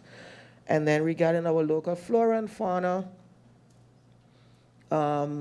you are, how you call that? You're writing down, let's say, the names of what we have, but are you also attaching the colloquial names, so the names that we have as a St. Martin people also attached to that, so that people know what they are? Those are my questions. Thank you. Very interesting presentation. Thank you, MP Webster. I give the floor to Ms. Hickerson. Ms. Hickerson, you have the floor. Thank you very much. Thank you for the questions, MP Webster. Firstly, for acidity and pollution, for what's impacting the corals, one of the big sources of increased ocean acidity is climate change, the increase of carbon in the environment, and that contributes to the acidification of the waters as well as warming temperatures. But our wastewater pollution and our solid waste pollution are direct impacts as well from St. Martin itself, not just international impacts. So the current management of our solid waste and the landfill is something that is an issue, but also the incredible amount of boats that come through St. Martin contribute as well to solid waste pollution. We pretty regularly, in fact, last Sunday, my team took a group of students out in collaboration with the St. Martin Yacht Club and their Heineken Regatta program to do a cleanup of the lagoon on Snoopy Island, right after the bridge at the entrance of Ile de Sol. And because of its position for the wind, the standard wind in St. Martin, that area almost always has a lot of solid waste pollution that have flown off of the decks of boats or flown from surrounding areas in the lagoon. So solid waste pollution and our management of our current waste is something that can be addressed locally that would have a direct impact, as well as the wastewater ordinance being enforced properly. Something to keep in mind that as recently as 2021, I believe, buildings were still being allowed for their permit for their wastewater management system to say that if the wastewater management system fails, then it pumps to the lagoon. That was a building permit that was approved since I worked at the Nature Foundation. And that's how it was approved, that they had their wastewater management system. It was gonna manage the wastewater of that building. But if the system failed, their fail-safe was to pump into the lagoon. So that should also be addressed. That's contributing to the high nutrients in the water, causing algae blooms, causing fish die-offs. Previous reports and changes. So EcoVision 1995-1996 was the last State of the Marine Environment, the large biodiversity assessment. And that was looked at and reviewed as part of our literature reviews for the reports that have been sent to you and for the resilience planning assessment that will be sent once it's published. We have continued to do like global coral reef monitoring. We participate, the Nature Foundation participates each year in reef assessments through the GCRMN program, and that was evaluated, I think, just after Irma in 2018 as well. So we have seen that the reef health is a steady decline. We have had a series of bad luck for St. Martin as well. We had a coral disease come through that impacted us. We had Hurricane Irma come through that impacted us. Now climate change. It is a perfect storm of our corals to be under the most stress, and we are not helping, to be quite frank. So looking into restoration programs is something that the Nature Foundation often gets proposed and pushed towards, but coral restoration is a high funding capacity. If we're gonna do coral restoration, I need a lot of money to do it well. Otherwise, we're just kind of greenwashing you and telling you we're working on something, but it's not actually making any impact. So the type of project proposals that I'm looking for now, trying to make the Nature Foundation a better management authority, are always going to be large-scale programs that impact conservation strategy, policy strategy, and have a long-lasting impact. We're trying to move away from those, small $50,000 little Band-Aid projects. Regarding the Indigo Bay development, to my knowledge, an environmental impact assessment has not been done. And that is a recommendation that we have put forward to the ministry. The policy team and the Ministry of CVROMI as a whole have been really involved in this. And I know that they have had several back and forth. We have been requested to give advice on small individual things like drainage systems. And I know that other organizations, both conservation organizations, but also activism organizations like Pride Foundation, have put forward concerns as well. And publishing the development has given an opportunity for the community to give their feedback, which was not previously done. So that is something that we were really happy to see. And hopefully now with the new Civil Works permit procedure, there will be a lot more critical looking at the development and what's ongoing. Again, I don't know what has already been permitted, either by this administration or previous ones, so I'm really unsure if it's going to come out that there's permits for something that we're really against, but the permits have already been issued. And I don't have a thorough understanding of, if that's the case, what are the repercussions and what can be done that would be held up in court. So I think that having a clear understanding of what has been either currently or in the past issued would be something that would be a strong starting point. And looking at any works that were previously done without a civil works permit regarding the comment about administrative fines would be really interesting. But I think that that is probably not isolated to Indigo Bay, but to developments throughout the island. There is a lot of concern actually right now about the old Simpson Bay Bridge, the heritage site nearby Kimshaw Beach, and development that's ongoing there. And when we sent somebody out from the Nature Foundation, we were told that because it's on private property, they're not required to have a civil works permit. So there also seems to be a systemic lack of understanding regarding what you're required to have to do development on St. Martin. That leads me really well into the Nature Foundation's enforcement capacity, which is none. The Nature Foundation does not currently have anyone that has BAVPOL or Vega S. We're not listed as an enforcement agency, so we rely really heavily on our partnerships with the police departments, and specifically the community police officers, which we have a good relationship with several of them. Our partnerships with the Coast Guard and customs organizations through our work with the CITES permit, which restricts the trade of endangered species. We have a really strong working relationship with the Customs Department. And so we rely on these other enforcement agencies if we call on them to come out and respond either with or on behalf of us. That's something that I would really like to address. However, I have very few Dutch-speaking individuals at the Nature Foundation right now. We're a very diverse and international crew. And right now in St. Martin, in the past, the special police powers or the Vega S courses or BAVPOL courses have all been held in Dutch. Though I know our sister islands in Saba and Statia have given those courses in the past in English, and that is something that we are very interested in. Regarding the lagoon, I am unaware of any program right now looking at lagoon rejuvenation, though I will say I don't know specifically anything about the directional drilling that was brought up, but as a knee-jerk reaction to that, we would really want to look at where that's going to go, because because I don't know the program, but if we're looking at directional drilling from that corner, I would assume it would go out in the K-Bay area, and then that pollution would just go directly towards the remaining reef areas and the fishing areas. So if we're looking at lagoon rejuvenation, I think we could also look at the rejuvenation of Great Salt Pond, which should be a celebrated cultural heritage site rather than just the location of the landfill.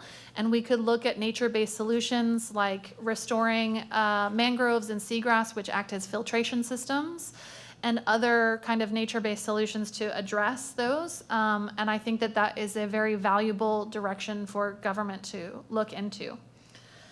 And regarding the migrant bird population, right now the Nature Foundation does regular land bird monitoring, but I don't have a migrant bird program. Though I will say we know that invasive species are impacting nesting. Our nest predation studies involve putting out nests and with quail eggs. We don't sacrifice actual local birds, and seeing what kind of species impact those nests. So we know that invasive species are impacting the nesting population.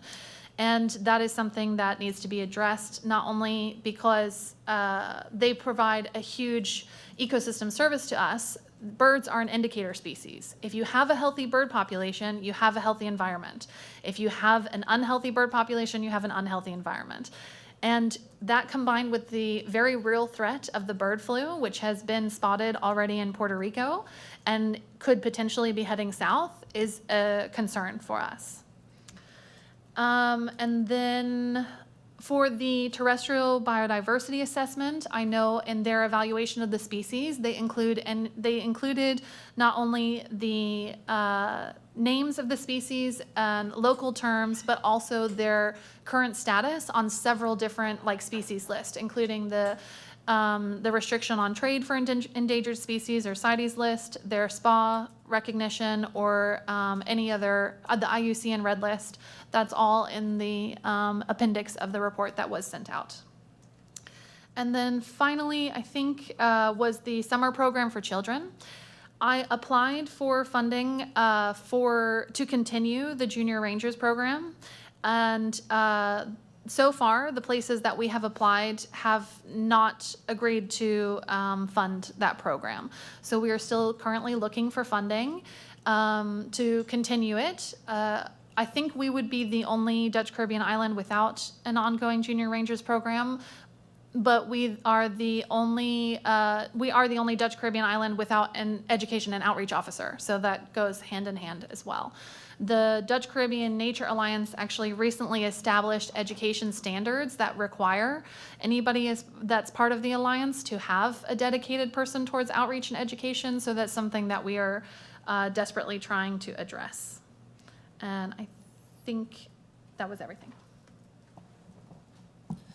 Thank you, Ms. Hickerson. Was that clear, MP? Yes. The following MP on the list is MP La Cruz. MP La Cruz, you have the floor. A blessed morning, Mr. Chairman. Thank you.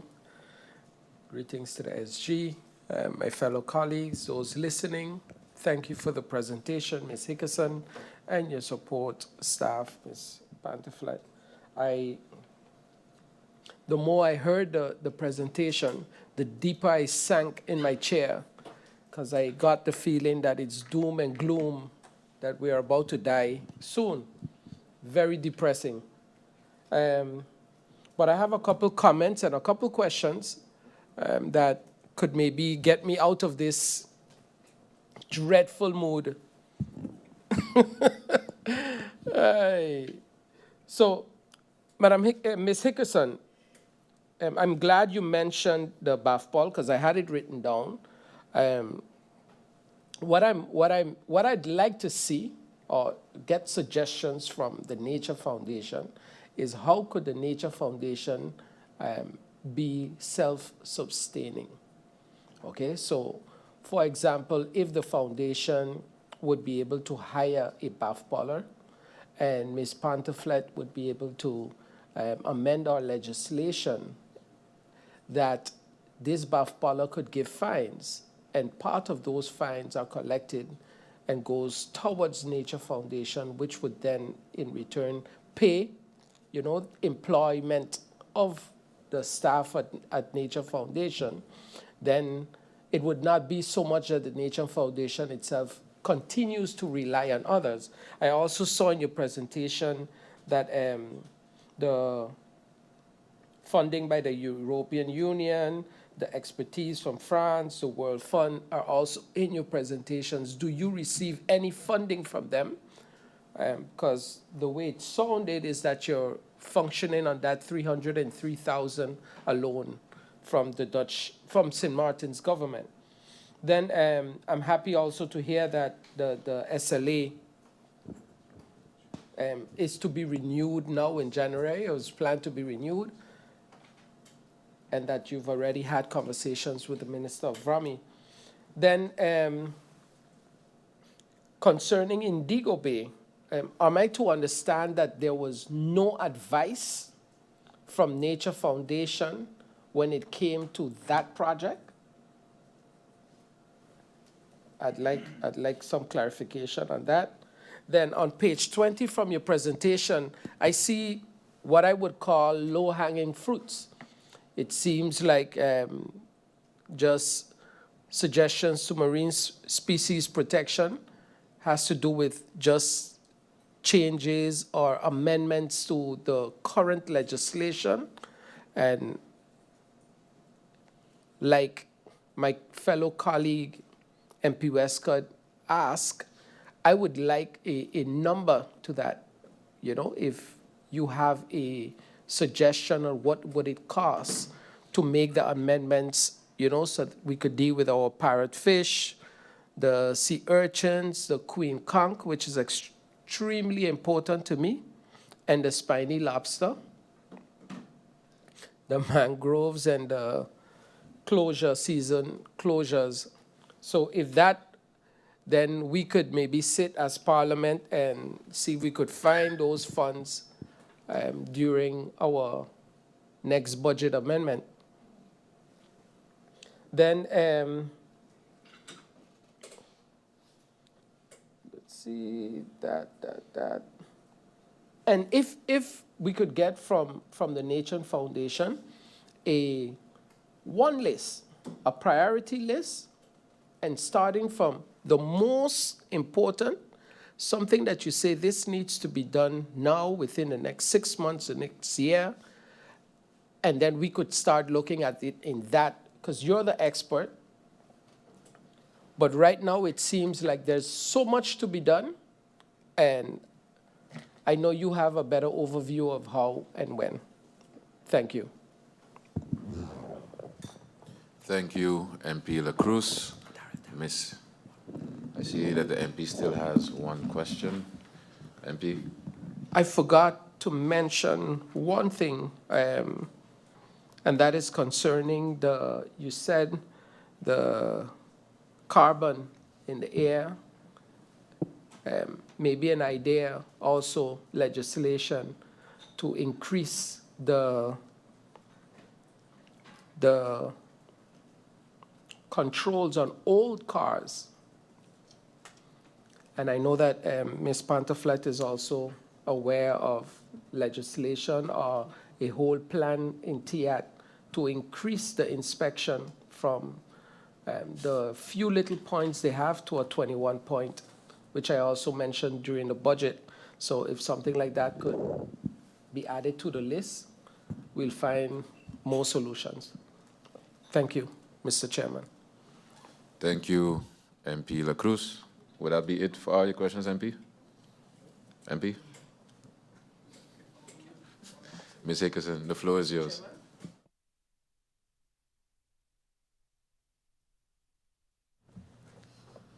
Thank you very much. Thank you, MP La Cruz, for the questions. Regarding ways for the Nature Foundation to be self-sustaining, I do think having somebody integrated that is a BAVPolar that could address and help with enforcement would help also the capacity issues of the police and Coast Guard and Customs when it comes to addressing nature legislation. They have a lot of priorities, and sometimes nature is kind of low on the list, especially during times when there are other significant enforcement issues happening. Being able to issue a fine that is actually then collected by the Nature Foundation, I'm not sure how difficult that would be to regulate, but it would be something the Nature Foundation would be interested in. And the other way that most of the parks operate as self-sustaining has to do with park entrance fees. So if there is an opportunity for a nature area to be designated that is managed by the Nature Foundation, that we could open up to tourists as a park that has entrance fees, is another way to alleviate the financial stress on the government for nature support. Regarding the project funds overview, the funders that were listed in the presentation, including Expertise France, the World Bank, IUCN,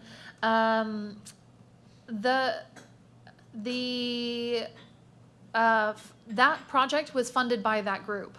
And the total project cost, which was about 18 months of project work, was over $700,000. So that funding was split between the Nature Foundation and the Ministry of ROMI. And the Ministry of ROMI, the large amount of that funding went to the resilience planning consultants who are producing the report that would be reviewed and then published by the Ministry of ROMI. So for the Nature Foundation, that funding meant that for 18 months, we could hire 3 staff, 2 paid interns, and we purchased a lot of materials to be able to execute the project. And due to the high amount of the funding, we were also able to hire people of the highest education level the Nature Foundation has ever housed. That project was able to support the first PhD holder as a science officer that the Nature Foundation has had. So project funding like that goes a long way in increasing our capacity, but when it runs out, I either find the next project or I lose all of that staff. So for one of the staff, we have been able to find the next project funding, which is from IUCN under Best Life, and that will employ only 1 staff because the project funding was significantly lower than this one. So that's the issue with the project funding. Project Karina was the primary staff capacity that we had outside of the SLA. And now in 2025, we're operating with the SLA. We have a fund from Blue Marine that supports a marine park ranger. And then we have the Best Life Fund. So that would be all of the staff that we have, or staff support funds that we have. Otherwise, we have things like $15,000 towards executing seagrass monitoring. Nothing that can support a staff member for long term. Regarding Indigo Bay, the Nature Foundation did give advice, I think maybe more than 2 years ago, originally, and it was only a terrestrial-based advice. That advice was given under the previous manager of the foundation. So I'm not sure what the conditions were under the request or what we were given as a request to give advice, but that advice was submitted and has been included as we review and try to get more information about what is happening in Indigo Bay. And our primary focus now and our concerns lie with the marine and coastal area, not the terrestrial side, primarily because the work there has been executed already. And I agree that for our species protections, those are low-hanging fruits. I'm not sure, do you have thoughts on the cost of something like that?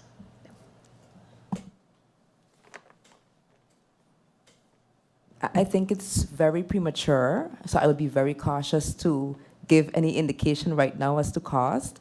We would have to really do an overhaul. We would have to, we would really have to check and see what all of the laws currently say, what they allow, what they don't allow. Do that evaluation first before we determine what exactly is needed and how much time it's going to take and how much it's going to cost. So we can get back to you at a later time.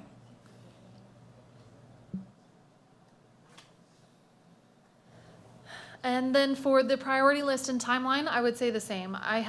We have been able now, thanks to the great support of having such a competent and capable staff, for the first time look at a management brief and long-term goals for the foundation. But one of the things that we are missing is a conservation strategy for our organization. So looking into having a priority list specifically regarding policy, legislation, and action from decision makers is something that we could look into and have prepared for the committee, if that's helpful. Thank you, Ms. Hickerson. I see that MP Erin is next on the list. MP Erin, you? No? MP Erin, you have the floor.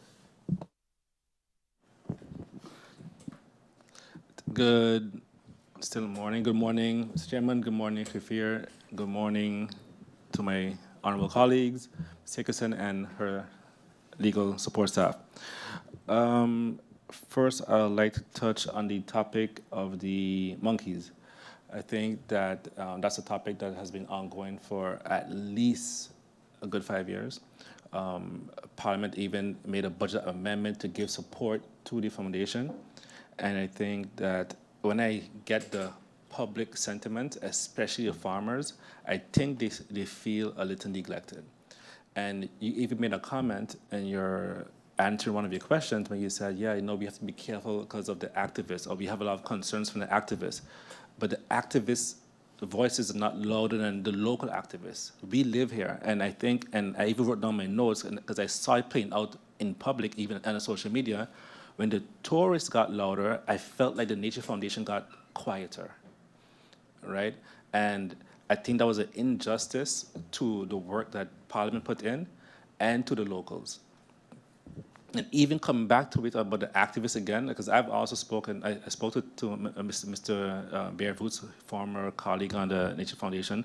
I spoke to persons in the Netherlands. I spoke to persons in Saba. I spoke to a lot of different persons in the field, and they told me, MP, it's an invasive species. If a rat comes into your house, or a roach comes into your house, you're not going to treat it as if it's your pet. Right? And that's what we're doing with the monkeys. We're treating monkeys as if it's our pets. You also mentioned that you're looking at the effects of the monkeys on the bird species, but you don't have to go that far. What is the effect of the monkeys on us as the farmers or the person? I see every day on Facebook somebody complains that they can't even pick their papaya, their mango, because the monkeys are taking their fruits away. I know a person that lost their pit bull because the pit bull went up in the hill, the monkeys became very aggressive and killed their dog. They killed a pit bull. It was like 9 of them, and they killed a dog, right? And not a regular dog, not a chihuahua. It was a pit bull. And you said that you're looking at the effects of monkeys versus bird species, but a few years ago when I was working in the Ministry of TIAT, there was another issue with stray cats. And the stray cats, we have like hundreds of, maybe even thousands of stray cats, and they actually had a more significant impact on stray birds and our lizard species. So how are you evaluating if the stray bird species are being affected, the bird species are being affected by monkeys versus, let's say, stray cats and stray dogs, among other animals? Now, because now we have raccoons on the island, we never had raccoons before. Are we going to now euthanize raccoons and say, oh, no, we have to worry about activists? We never had raccoons before. So I believe we really just have to start this process of, hey, do what we have to do because the effects are more damaging than good. And, you know, the brand and the reputation of the Nature Foundation is high. But I think not addressing these key points and the time it takes to address it does damage your reputation a little bit. Going beyond the monkeys, we now also have iguanas. I think that our local species of iguana, the Antillean iguanas is down to like maybe 3% or 5% are gone. I saw one the other day, so maybe it's down to 0.5%. So again, we have another issue, iguanas, monkeys. I even suggested that to the Minister of TIAT that we allow a sort of a hunting season, and not even with pistols, but with air guns. So I know on the French side, they're still allowed to import on that side. I've seen a case within 1 hour, they kill about 70 iguanas. And they eat the meat. So it's game. So it's not even that it's going to waste. They sold the meat to some, my colleague here likes iguana soup, I don't.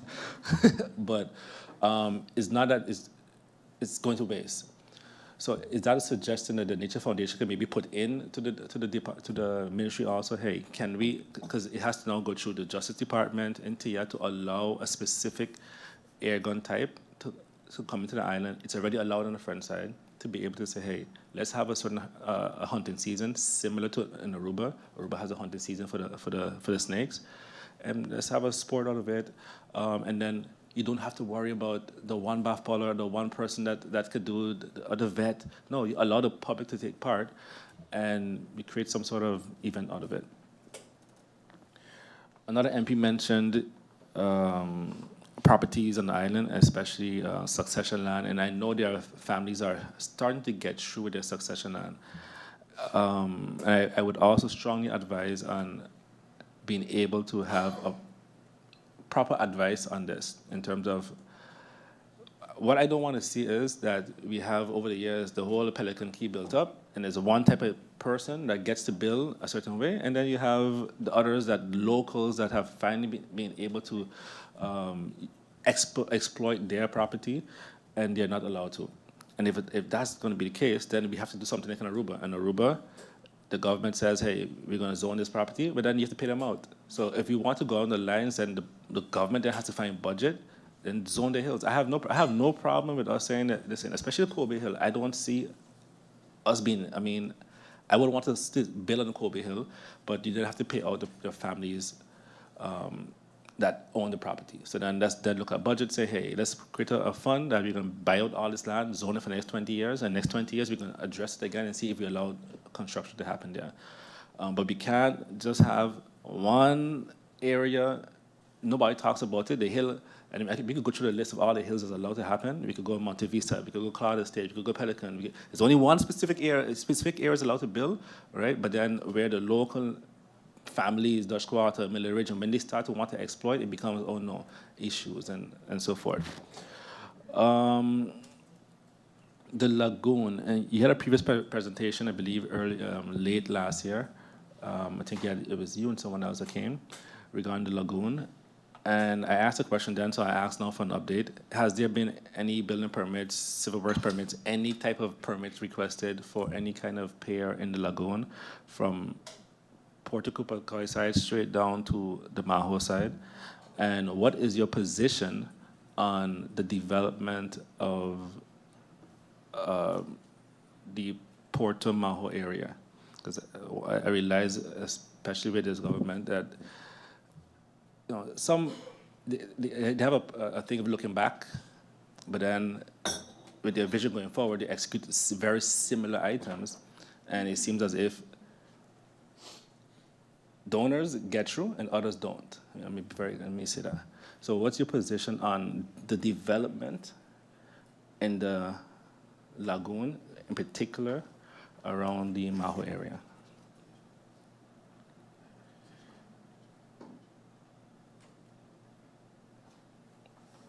I believe that would be all my questions.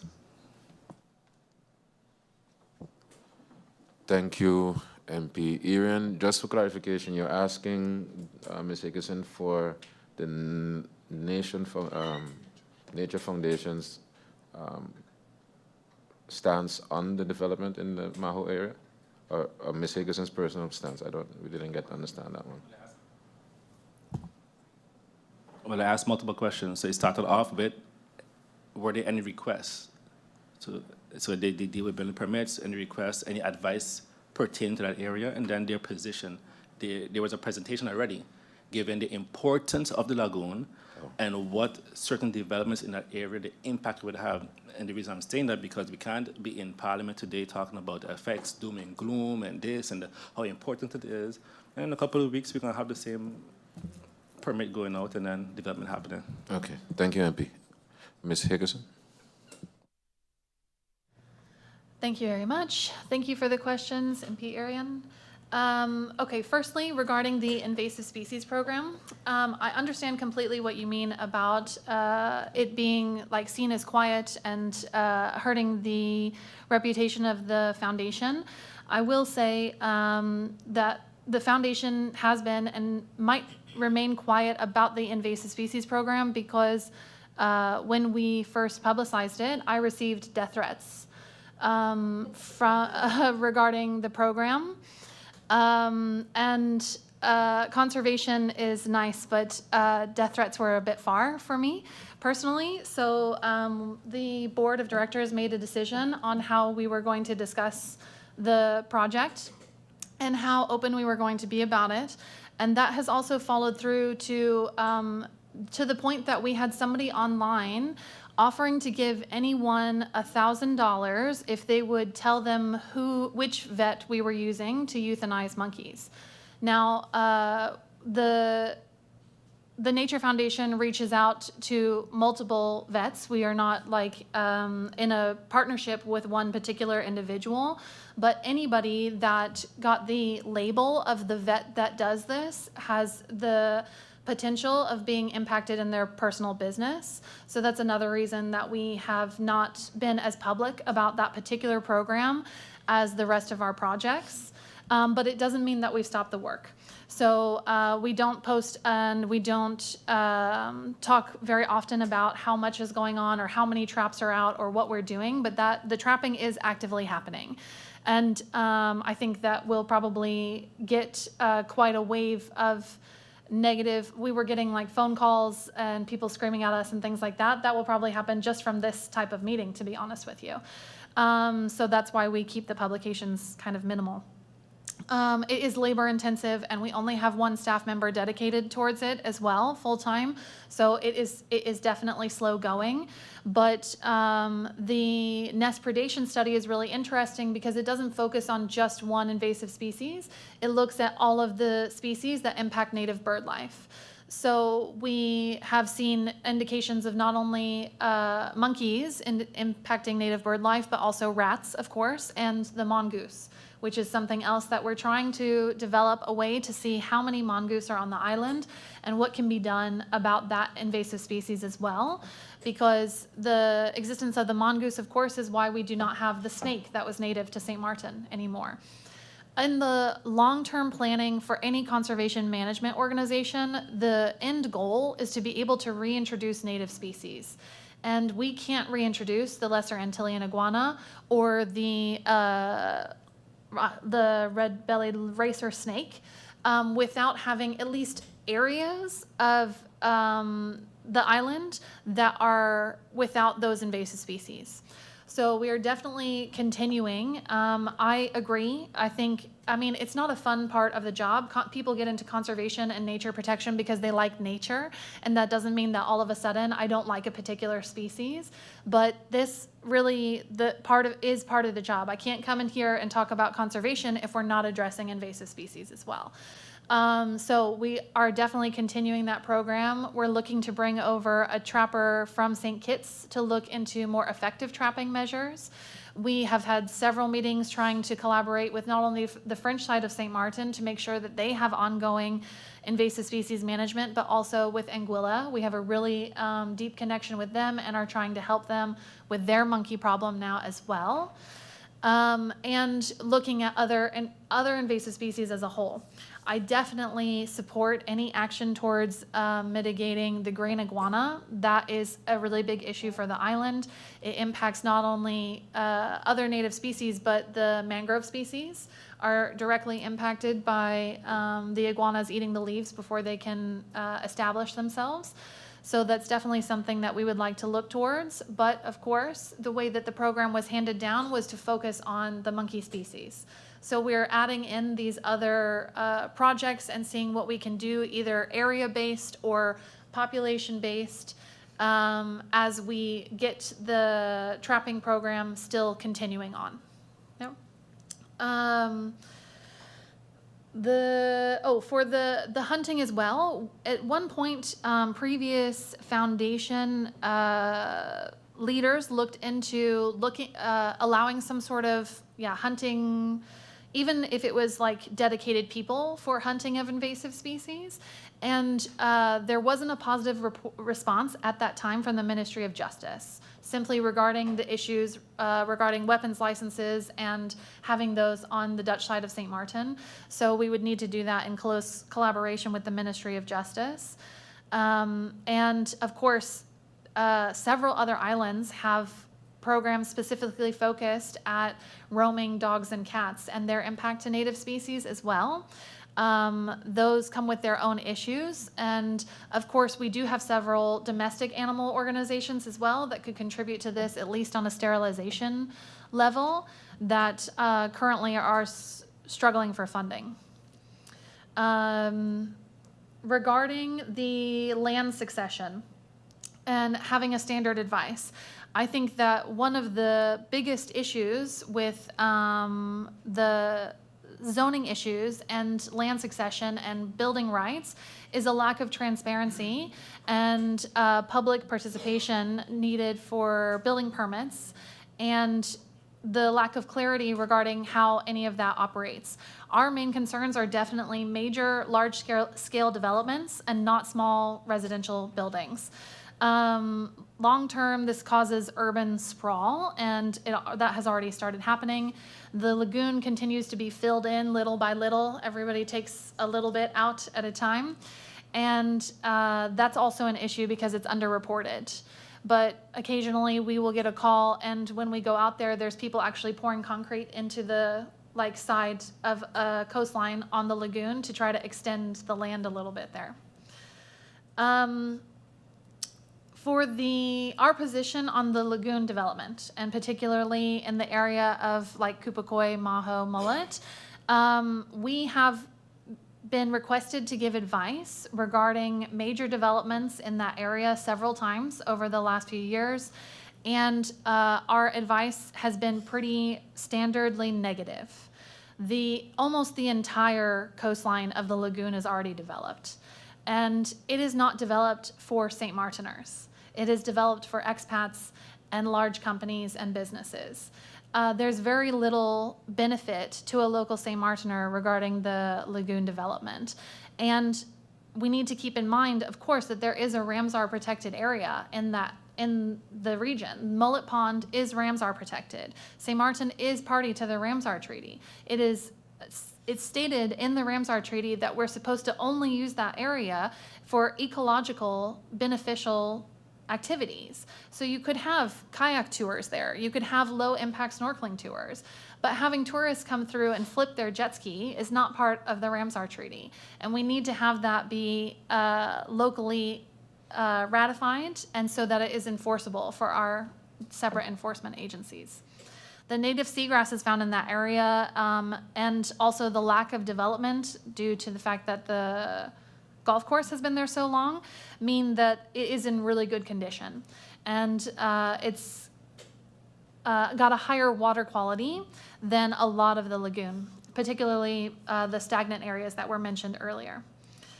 Also, the Kupakoi area, and especially the cliffs, have a unique geological formation, and archaeological treasures that were destroyed in previous developments. So there was also a tropic bird colony that was lost from the area. That entire area needs to be zoned properly so that when you're making decisions regarding the development on it, we realize we are not losing everything in one signature. Again, we understand tourism is 80% of the economy. We know that we need tourists here to support St. Martiners so that we can thrive. But if you concrete everything, the tourists will stop coming as well. So we need to make intentional decisions surrounding those issues. And I think that specifically you mentioned piers in the lagoon. When we were receiving advice, it was more for like large-scale developments that had marinas attached to them. But it was a series of advice that we've given over a couple of years. It wasn't one specific recently that I can mention to you. And also, to be honest, we discover a lot of permits after they've already been approved or are underway. So I'm not privy to everything. Thank you, Ms. Hickerson. I see that MP De Wever is next up. MP De Wever, you have the floor. Thank you, Mr. Chairman. I didn't expect that to come so fast. Good afternoon to you, to my colleagues, and to both Ms. Ponteflet and Ms. Hickerson. Thank you for the presentation. It's always a pleasure when you come here because you get to educate the rest of us, or all of us, or the rest of us that maybe weren't privy to something. And of course, you've seen some of the reactions already today that happened that, oh my gosh, this is kind of doom and gloom. But sometimes you kind of have to go for that kind of effect for people to understand the importance of what we have in order to try and protect it as much as we can and just have a sort of long-term plan and vision of where we want to see the country going. And that goes a lot with the development of, as well as for the country, because if you look at certain areas of the country, it's now starting to resemble Miami. And if that's where we want to go with it, then we just need to collectively come here together and say that's where we want to go with it. And for for those members of Parliament or the public that are tuned into this meeting, as you yourself already, through you, Mr. Chair, that Nature Foundation is already aware of the fact that one of my interests and my commitment to them was always from a maritime perspective, because that's what I could relate to. It was one of the conversations we had where I said, well, why don't we start matching nature, the Réserve Naturelle on the French side, and then we make our way up from it. At a certain point during this meeting, I was thinking to myself of, well, why isn't VROMI here, right? And then I figured, okay, well, that is a valid question, but this is an information update for us. But I do believe that the next step in this needs to be incorporating VROMI, incorporating TEAT, incorporating VSA, because the pollution in our waters have a health effect on us as well. Incorporating finance, because we have to see how we're going to get the money, and you see where it goes. It's not to take away from any effect of the purpose of this meeting, because I do believe that we need to have this constant reminder, constant education, constant information sharing with not just the members of Parliament, but with the public as well. And earlier on, one of the other MPs talked about education, and it's a really important aspect of your work that I don't feel is going to be as effective as it can be if you are not supported in the way that you need to be supported. If I go back to the maritime section from a very simple perspective, what I said was boats going into French waters have to pay a fee to the nature reserve. The same thing should be done on the Dutch side. And then when we take it further into how can we assist Nature Foundation? What do you want from Parliament? It's not so much of, well, why are you here? What do you want? How can we assist you? And exactly like another MP said, if you have a priority list for us, what is the most important for you? And then it goes to the legislation that you are in the process of writing, which is another meeting. So you're going to be very busy, Mr. Chairman, in educating the MPs, but also incorporating the ministers and coming in here with foundations like this. And if we don't support the Nature Foundation, we don't get the education going into not only the youths, but also the adults. Because one thing I will say is, until it was brought up lately, I didn't even know that we had a reef, of significant importance at K-Bay. Even though a lot of us like to call it Indigo Bay, the official name is K-Bay. And I didn't even know about that. But then here's where this miscommunication happens with government that, well, with all of us combined, because not everyone knows about this coral reef there that we have to protect, but then why were certain decisions taken not to protect? And this is why the education is important. And it's not about now pointing fingers, as you know will often happen here, but if we didn't know about this coral reef, then we didn't know what to protect. If we didn't know about, if we don't know about the future impacts of what's going to happen, maybe we need to use examples of other countries that have actually deteriorated far, far more along than we are, and we're going down that path to actually bring it home to us to understand the importance of the work that the Nature Foundation is doing. And right now, that nature fee needs to be something that we all commit to. And I'm going to bring it in even further for you. We allow a business to operate in Little Bay, outside of a DV hotel, to collect money on something unnatural that was placed on the waters, on the seabed. We allow a company to collect money, yet we're not coming together to collaborate and allow Nature Foundation that collectively wants to protect our island plus our coastline to collect money to do exactly that task. So it just gives you food for thought, right? We allow businesses to exist, yet a foundation like this, we don't do. So again, I'm going to go back and say something similar to what was asked before. What is the most important? Just one thing right now that we can start to focus on. And then I'm sure this will be a conversation, with the chairman again, that we are going to have to see how to start incorporating everyone and get the other ministers here and get everybody on board, because this is just a little dip, like dipping your toe in the water just to test how cold it is and whether or not you can jump in. This is just a little tip of the iceberg that we're dealing with. And there's so much information coming to us from not only the presentations, but also the attachments that we received to prepare for this, that actually going forward, we have a lot to talk about and break it down for the course of supporting something like Nature Foundation. But we have to make that decision of, are we on board in supporting a foundation that is trying to protect what we have here?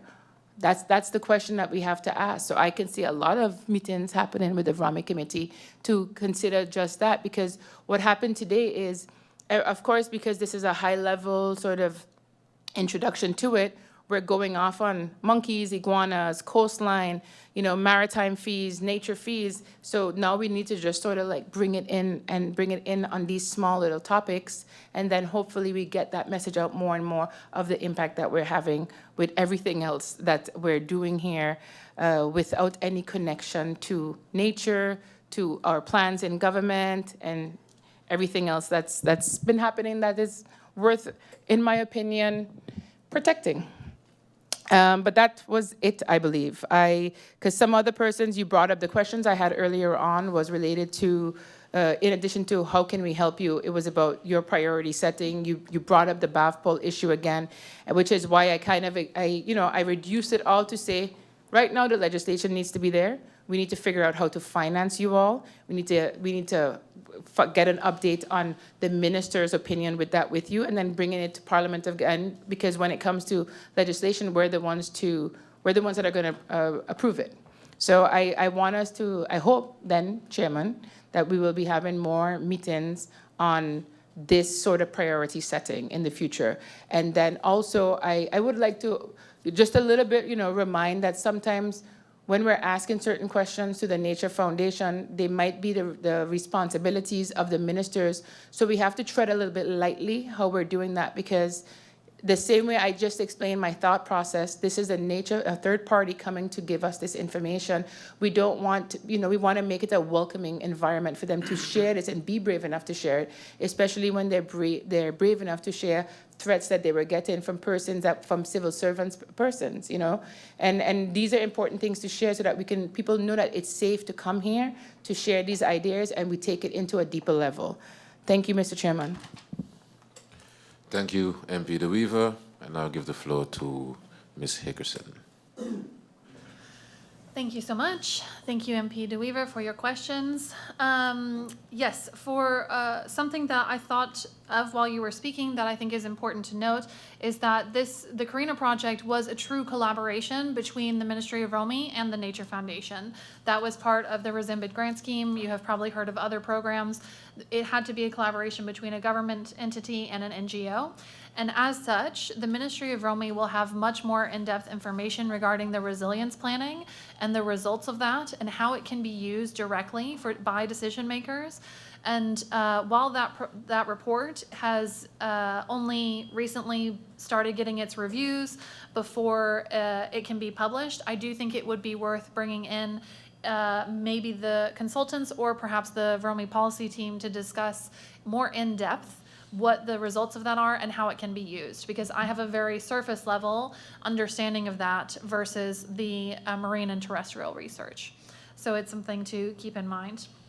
And for now, we can formulate good long-term priorities and how they impact policy and conservation strategy for not only the Nature Foundation, but the island. But just for transparency's sake, right now, my number one priority is to try to find a way to keep our education officer. The staffing issues are a systemic problem, not only within the Nature Foundation and NGOs, but also for our government agencies as well. And that is something that even if we have a short-term solution in the interim, I would be very interested in.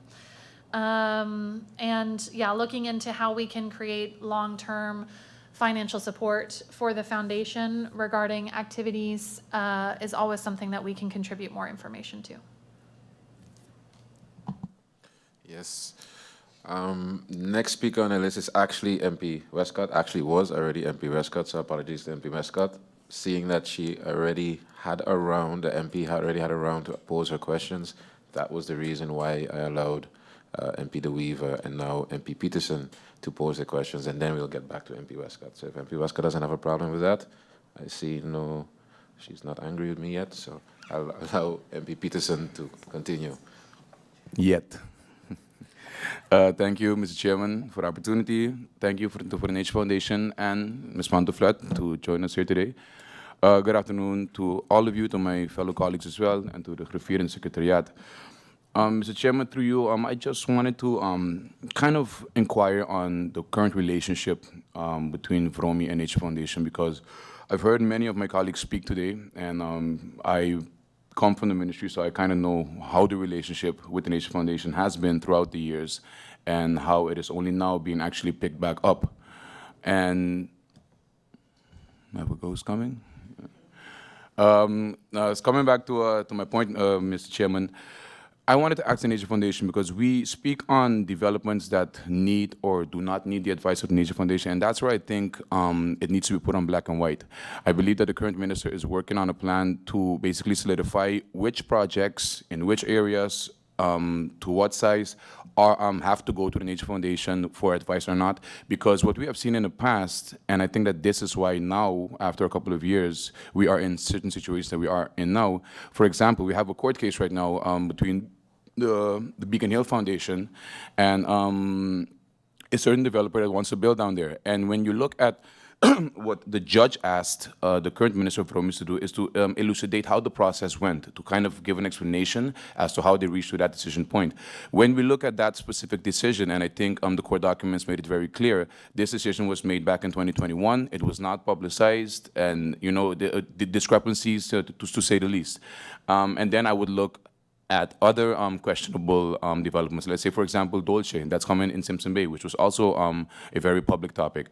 Was the Nature Foundation consulted when it comes to that project, and was their advice taken into consideration? I would ask the same when it comes to the Aqua building that's coming up in Maho, because we all know that Aqua has also requested water rights, and the Nature Foundation has given an advice on said water rights, which was negative, by the way, and that is a while back. And you see, here is where we need to make sure that we don't throw out misinformation onto the public, because these requests were in years ago, and it's one thing to say, why would we develop in the lagoon, but on the other hand, we approve a 15-story building that has to be adjacent to that lagoon. So I think that we should not try to politicize what the Nature Foundation does, but keep them objective, keep them as the foundation that they are, and basically put the situations in which we should ask them for advice on paper. And then let those discussions be up to Parliament, and maybe if we could have the Minister of ROMI here next time, and then we can have those political discussions. But I encourage my colleagues to try to stray away from that, because if it gets political, then I don't think we want to subject the Nature Foundation to what is going to come after that. And coming back to the working relationship between Nature Foundation and FROMI, when it comes to the funding, many years we've tried to up the funding, and I believe last time we tried as well. When I started working in FROMI, I believe the funding was 100 grand per year. I believe now it has increased, thank God, but it's still not even half of what we need. My question is, when it comes to the budget that the Minister of ROMI has to present, have there been discussions for him to actually push these things into the budget so that we as Parliament don't have to basically react with an amendment or anything ad hoc, but rather than it coming from the ministry with a plan, because then that's actually more tangible for us as MPs to actually work with. Let me see. I don't think I have any other questions. I thank you guys once again for bringing a very extensive presentation. I, of course, was privy to most of the conversations and the information that was given, but I do hope that we can continue this working relationship, and next time, like MP De Weaver alluded to, if we have the Minister of ROMI here as well, I think that that could be also a nice dynamic to see how that would go in the ROMI committee meeting. So just a food for thought there, Mr. Chairman, and thank you for the opportunity. Thank you, MP. Ms. Hickerson, you have the floor. Thank you very much. Thank you for the questions, MP Peterson. We completely agree for regarding the civil works permits, but also building permits, there needs to be a consistent and mandated trigger, and it needs to be completely transparent. That is something that we do currently have going on. We've done the civil works manual and procedure. That's something that was funded through Project Karina as well. And right now, if that is not implemented properly, right now it's dependent on whether the current administration or the current policy team want to involve Nature Foundation or not for certain projects. So that is really up to too much discretion at this moment. But on the other hand, of course, the Nature Foundation is not staffed to give advice on every single program that happens or development that happens. And there are very clearly small-scale developments that are already maybe in areas that are already developed or are renovations that our impact shouldn't be of high priority there. So that's why through the terrestrial biodiversity assessment, we took some time to highlight areas of biodiversity hotspots that we should be contacted for, or certain activities that we should be contacted for. This being implemented and used correctly and accurately is now going to be the next biggest step. Because of course, when the procedure has always been so ad hoc and so varying depending on either the administration or the staff involved, it is now very difficult to implement a full standard procedure or protocol.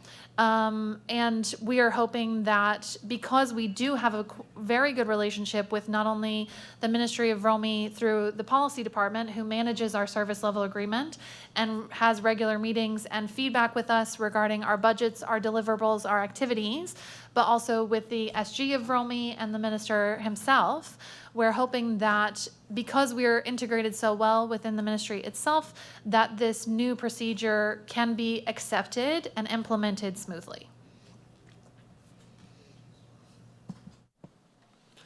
Thank you, Ms. Hickerson. I see that MP Roseberg would like to chime in. MP Roseberg, you have the floor. Thank you, Mr. Chairman, Secretary General. Blessed afternoon to Ms. Hickerson and to Ms. Pantoflet and to my dear colleagues and the ones tuned in online.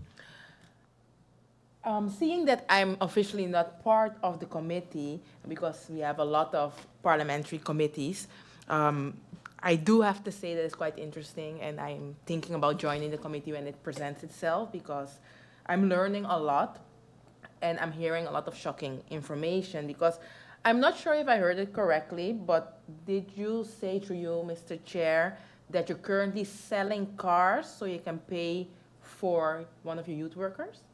That is what I heard, and that brought my attention to making sure that I reach my way to the Legislative Hall, because that's quite shocking.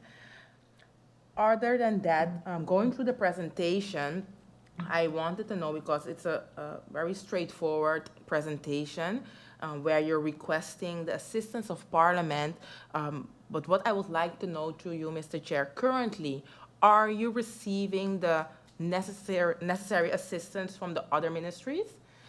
Because requesting the assistance of Parliament, I would like to know how would you like to receive our assistance. Policy-wise, so the support that you're currently looking for, are you getting that on the ministry level at this moment of time? And if not, if you want to receive it in a different way, what are you currently requesting from the members of Parliament? Also, I would like to know, other than money, like what is currently the hiccup? Like I think it boils down to the questions that my other colleagues asked in regards to the timeline of urgency. I know money is a big issue, but other than that, what is priority-wise are the hiccups? And what I up to now do not understand, and maybe you can provide clarity in that, you stated, if I understood correctly, through you, Mr. Chair, that the buff ball, the issue is, or one of the main issues is that it's being offered on St. Martin in Dutch. But then on the other hand, you mentioned that in Seba and Stacia, it's also being offered and then in English. Like why, like where is it going wrong? Why can we not be creative and thinking outside of the box, which we are doing in other instances, to make sure that this can take place on St. Martin? Like where is it going wrong? Why are you getting stuck? Other than that, I'm going through my list of questions. You mentioned, my colleague MP Veronica Webster mentioned that asked a question in regards to the Kids Ranger program, and you mentioned that currently it's not taking place. How much money is needed for that to continue or for that to take place? Oh, sorry. Happy to hear that the legislation is currently being worked on. Other than that, I also heard that European funding has been received in the past. You mentioned the different projects, Best Life, also the Karina. I also would like to know if, seeing that, if I'm correct, and based on the research that I have done, St. Martin also benefits from the Dutch-Caribbean Nature Alliance.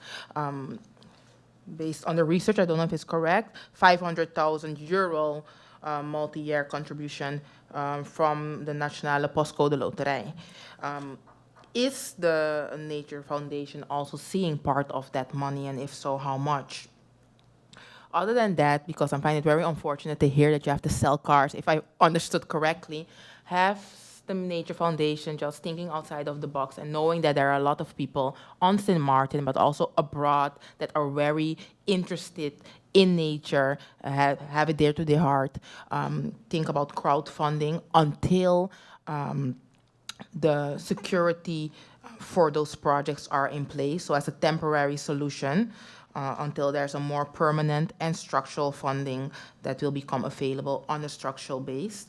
And don't get me wrong, I also recognize the responsibility of government, but that's something also for long term, and making sure that budget-wise it will be allocated on a structural basis. But crowdfunding hasn't been also being thought of. I'm going back to the European funding. Based on the presentation and based on what was brought forward, I did some research, and I was wondering if the Nature Foundation also looked at, for example, the Asylum, Migration, and Integration Fund. Why am I bringing that forward? Yeah, we speak about asylum, migration, and integration, but sometimes certain funds, if you're being creative, you can still you can apply for it, and it also will be granted, because there are also aspects related to integration, and that can also intersect the environmental initiatives. There's also other fund. I don't know if the Nature Foundation already looked into that because there was a deadline. So if not, then we cannot apply anymore. But the APAC Crane Trust Grant Program, which focused on population that can contribute to a broader ecosystem and also health related. There's also other grant program, Motorola Solution Foundation. I don't know if Nature Foundation had a chance to look at that through you. And other than that, maybe also looking into the GEF, Small Grants Program. That's also a possibility. And also, I know there are a lot of options through European funding, also the GEF8 Blended Finance Global Program, but often you see that to apply for those programs, it's a very detailed process, and often, and I'm hearing you're already struggling with manpower, but I was just wondering if the Nature Foundation looked into that, and if not, I can provide a list if that's needed, but then to see, okay, if that is a possibility, if manpower is an issue that we can, that maybe it can be looked at, that I know that the European funding, they also provide technical assistance so that we can get it going, because as you mentioned in your presentation, we cannot sit still any longer. There's a threat going on. I mean, there's a threat going on. I do believe you need to think outside of the box. Other than that, I also, based on the research, saw that there was other program for youth, women, and indigenous people. Possible that St. Martin can also apply for that. And lastly, the Dutch Caribbean Nature Alliance. Did St. Martin receive funds for that, or is the Nature Foundation looking into receiving funds? That's my contribution for now, Mr. Chair. Thank you, MP. Ms. Higginson, you have the floor. Thank you very much. Thank you for the questions, MP Roseberg. Firstly, yes, you did hear correct that one of our things that we're doing right now, because we are under capacity and struggling for funding, is that we are trying to sell some of our resources so that we can, in the short term, keep a staff member from Project Karina in-house as an education and outreach officer. I have also applied, I think, for 3 other funds to try to keep this person in-house. But one of the things that we have is we have 2 vehicles for sale, and once one of them sells, then we're going to allocate that towards education and outreach work. Currently, right now, our service level agreement is with Government St. Martin as a whole, but it's managed by the Ministry of ROMI, and from my understanding, they, for the 2025, will be the only contributors to that service level agreement. So that is putting a stress on their budget as well, because, of course, I keep asking for more also. Our core subsidy, without the invasive species supplemental, is at 204,000 guilders per year, and then we add the invasive species dedicated funds to that for our standard funding. For the BAVPOL test in English, that is something that I have applied for funds to even host the BAVPOL in English in St. Martin at the Nature Foundation rather than relying to go through government, because it's something that we want addressed. And that's something that our funding partner through Blue Marine is also trying to help us look for something, but their focus really is on protected areas. So we're having to be very creative with the fact that if you have a protective area, you need enforcement of that protected area, and trying to facilitate funding, like I say, in a creative way. For that. And then moving on to policy-wise, what we're requesting and kind of what the hiccups are. For right now, one of our requests, of course, is how involved the other ministries want to be with Nature Foundation on certain projects. Currently, we give advice already to the Ministry of TIOT regarding the import and export of animals. We have also been working to try to reestablish the Fisheries Committee for that being initiated through the Ministry of TIOT and their Fisheries Department. We have done, obviously, a lot of outreach and education-focused work, also through project funding in the past.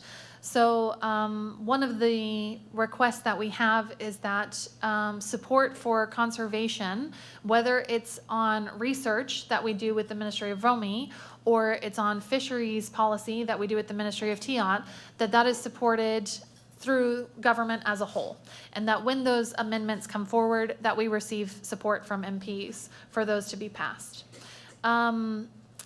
Also, for the other opportunities for support, we're looking for other ways of financing, like a nature fee that I keep bringing up when we come forward with legislation. Because one of the reasons that we come and give this background information so that you have the research, you know how we came up with these suggestions, is that when something comes through Parliament, you have enough understanding about it that it can move through smoothly, and you can trust that we have done the research properly, that we're not doing this ad hoc, and that it has come with a strong scientific backing. So it's data-based for your decisions. But one of the other hiccups is our current nature ordinances. And to discuss that a little bit, I'm going to pass to my colleague, Ms. Pantaflet.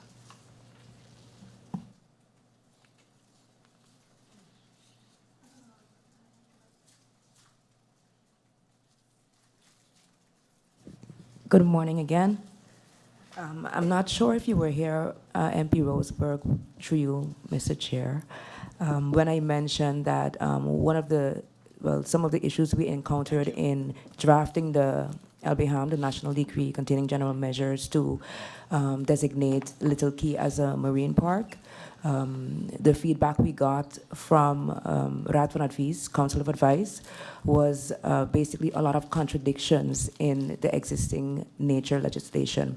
Now, I'm new to this project, so I have not done a thorough evaluation on all of the contradictions, but I can mention one that comes directly from the Council of Advice's advice. And basically, you have National Ordinance Nature Beheer, nature preservation, and you also have a national decree containing general measures regulating the same thing. In the national ordinance, for example, it says that to designate a marine park, it has to be done by national decree, whereas the national decree says it has to be done by national ordinance. So those are the type of little things that kind of have us stalled at the moment in trying to determine how we move forward, because everyone in the process recognizes the importance of designating Little Key, amongst others, as marine parks. But we have to go through all of these hurdles. And part of the hurdles is fixing all of the discrepancies in the supporting legislation. And we're not even sure if the funding that came through would allow for us to make those changes as well. So that's kind of where we are at the moment, because the funding was strictly for the creation of the national decree containing general measures to establish, to designate Little Key as a marine park. So that's just a little bit of the obstacles from a legislative perspective.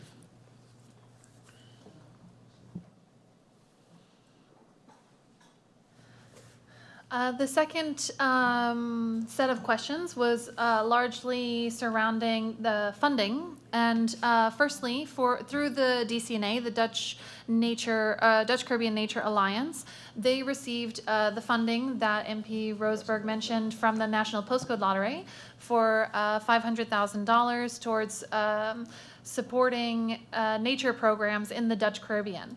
So from my understanding, that program has not been finalized, but what it will present is an opportunity for park management organizations or conservation management organizations like ours to apply for project funding. So it will be kind of the same situation as our standard project application, where we have to develop a program and write the draft proposal for that and apply for the funding to be received. Based on the amount of funding and the amount of conservation management organizations that are in the Dutch Caribbean, I think we can anticipate that that will be an opportunity for short-term project funding. And that is definitely something we will look at.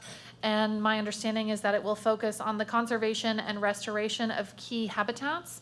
So it can be mangroves, coral reefs, seagrasses, things like that. And we will absolutely be applying for that. We are very lucky also to be part of the Dutch Caribbean Nature Alliance because of their existing trust fund. That means that the Nature Foundation, as the St. Martin representative, does receive an annual grant, currently unearmarked, to support our activities for anything except for staff funding, staff salaries, apologies. And that is based on how the trust fund performs in its investment accounts each year.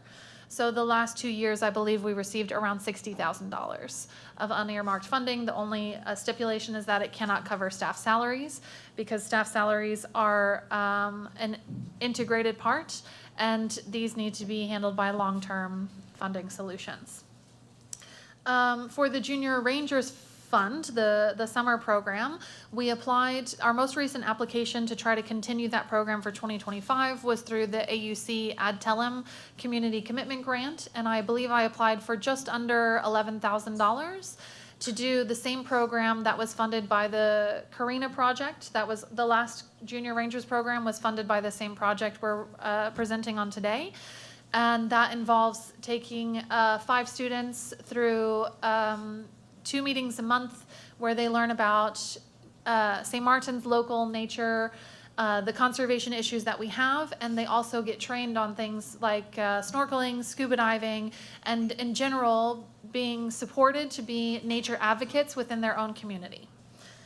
Outside of that, we have done several small grant applications through project partners, but I have to say, outside of European funding and like the culture funds opportunities, most of the ones that you had mentioned, I have not heard of. What we have applied for to try to create long-term and not project-based funding recently has been a lot of things like developing and adopt a coral program. So that yes, we apply for the one-off funding to start the project, but it's developing something that the foundation can then continue to earn money off of so that we can self-sustain, because in the long term, that's the best case scenario. And again, without the absence of a nature park that we can charge an entrance fee for, some type of program that's either a paid for tour or a long-term fundraising program, those would probably be the most efficient uses of our time. That's it. Thank you, Ms. Hickerson. I see that we have extensive speakers list for round 2. So before going into round 2, I would like to adjourn the meeting for 5 minutes. Hereby adjourn for 5 minutes.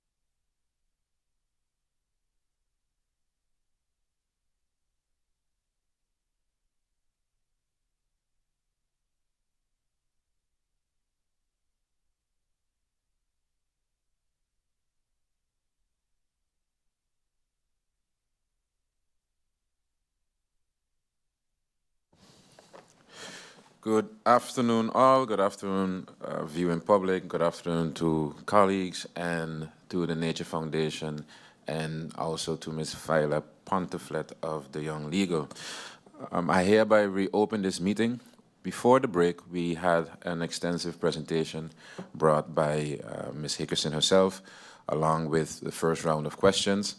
And moving forward, we'll have the second brief round of questions posed to the Nature Foundation. And I start off with the Honorable MP Westcott Williams. Ms. Westcott Williams, you have the floor. Thank you so much, Mr. Chairman, and a good afternoon. Mr. Chairman, at the beginning, I mentioned, sort of rhetorically asked, or suggested that we need to decide how we bring all that we've heard together and how, you know, how we start somewhere in moving the things forward that need to be moved forward. That was not so much a question towards the Nature Foundation, but rather a comment, especially meant for this committee, because I think that's important for this committee to do in terms of brainstorming further on all that we have heard and read and decide now what do we do as a committee in preparation for the Parliament's decision, whatever we think that decision or those decisions should be. And I am even more convinced how urgent this is for the Parliament and the committee when I hear Ms. Ponteflet mention what she is confronted with just to deal with the matter of Little Key, if you please. And Little Key was designated nearly 2 years ago by the government. Yet today, given the conflicting nature of some of the legislation that we have, we're still trying to take out the, or tweak it in order to make the legislation possible to do all other things as well. So we really, really need to get to the point of, okay, many of my colleagues and I as well have asked about priorities. It has been given. We have been told what is required, what was required years ago, what's required today, tomorrow, etc. So as a committee, we really need to do that. We need to take all of the information and the presentations and kind of decide how do we bring it all together. In that context, the budgeting is very, very important, and hence my question or a follow-up question is, because there is a new SLA due, and that should have gone into effect the 1st of January 2025. Is the kickback or the delay just administratively? You know, everybody has to give their input, etc. I think that's important for us to know. Also looking at potential amendments to the government budget coming, as the government has told us when they first presented the budget 2025, to expect, based on priorities, some amendments to the budget. So I would like to know about the SLA, because then that would underpin whatever further discussions pertaining to the finances. As I mentioned, this issue of the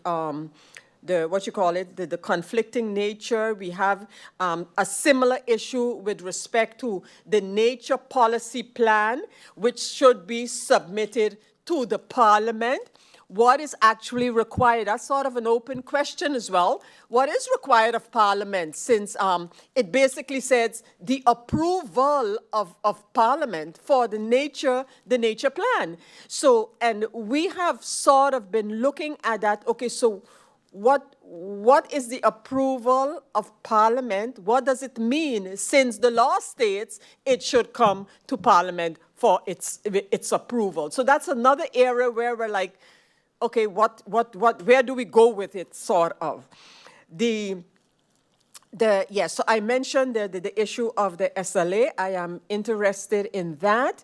Another question, the monkey project, and I hear you very, very clearly in terms of why and where you're at.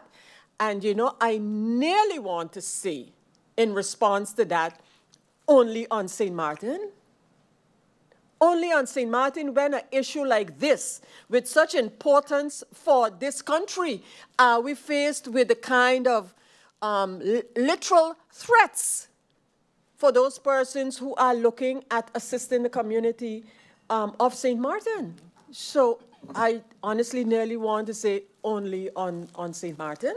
But yeah, so that's, but actually my question had to do with the fact of, so does the budget specifically for dealing with the invasive species, does that continue on a yearly basis? I know it started with an amendment to the budget a couple of years ago. So is that in addition to your SLA agreement and the payment thereof? Does, you know, is that all, does that continue separately that you get those funds?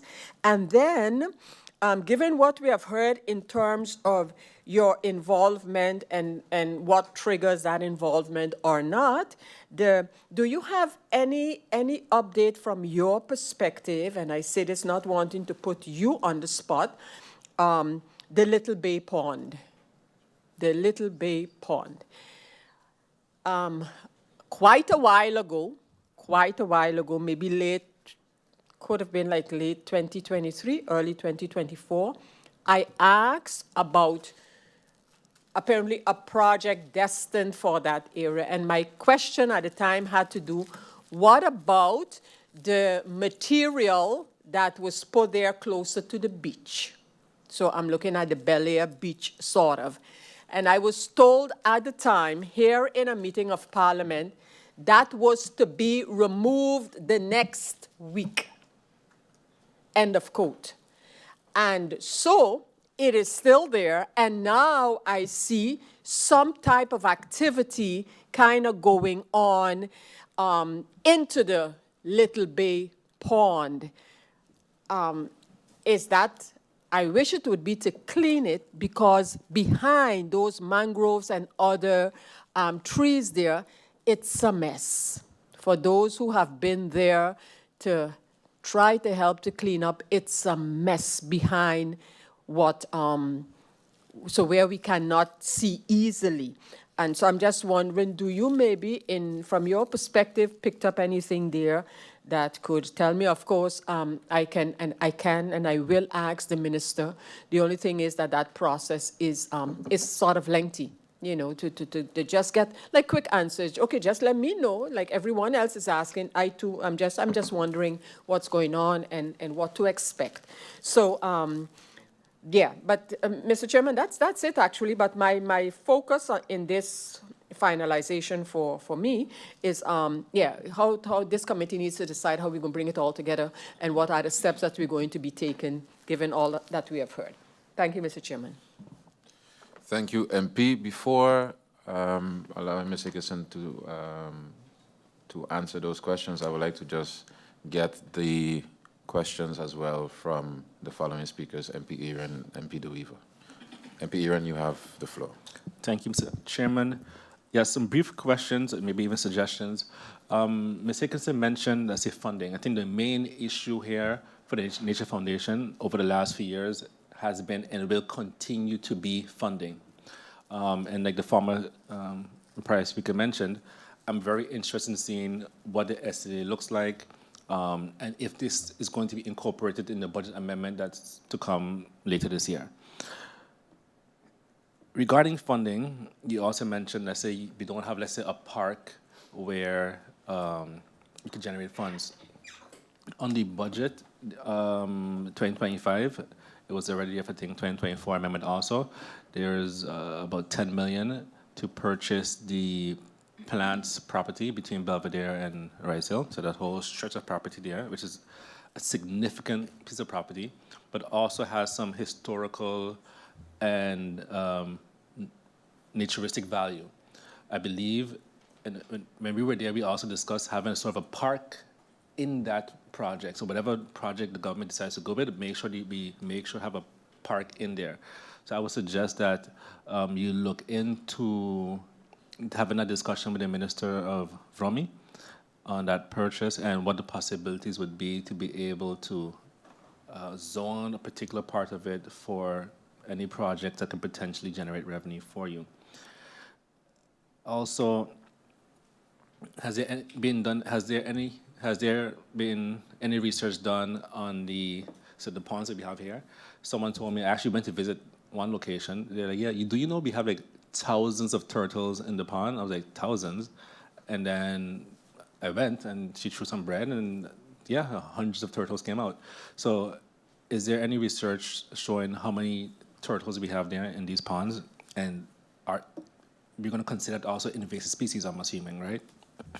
So could it be a suggestion in the, seeing that we don't have a agricultural department, that we use the Nature Foundation to basically give advice on the importance of bringing in of animals. So then we charge a fee on every advice or whatever, and that money then goes to Nature Foundation, because I think we're going to continue discussing invasive species, but if we don't have a measure in place that says, hey, you can't bring in this particular animal, but not even animals. We also, for example, when I go to other countries, I can't just buy a plant off of Amazon and bring it in, because it could disrupt our local fauna, local plants, etc.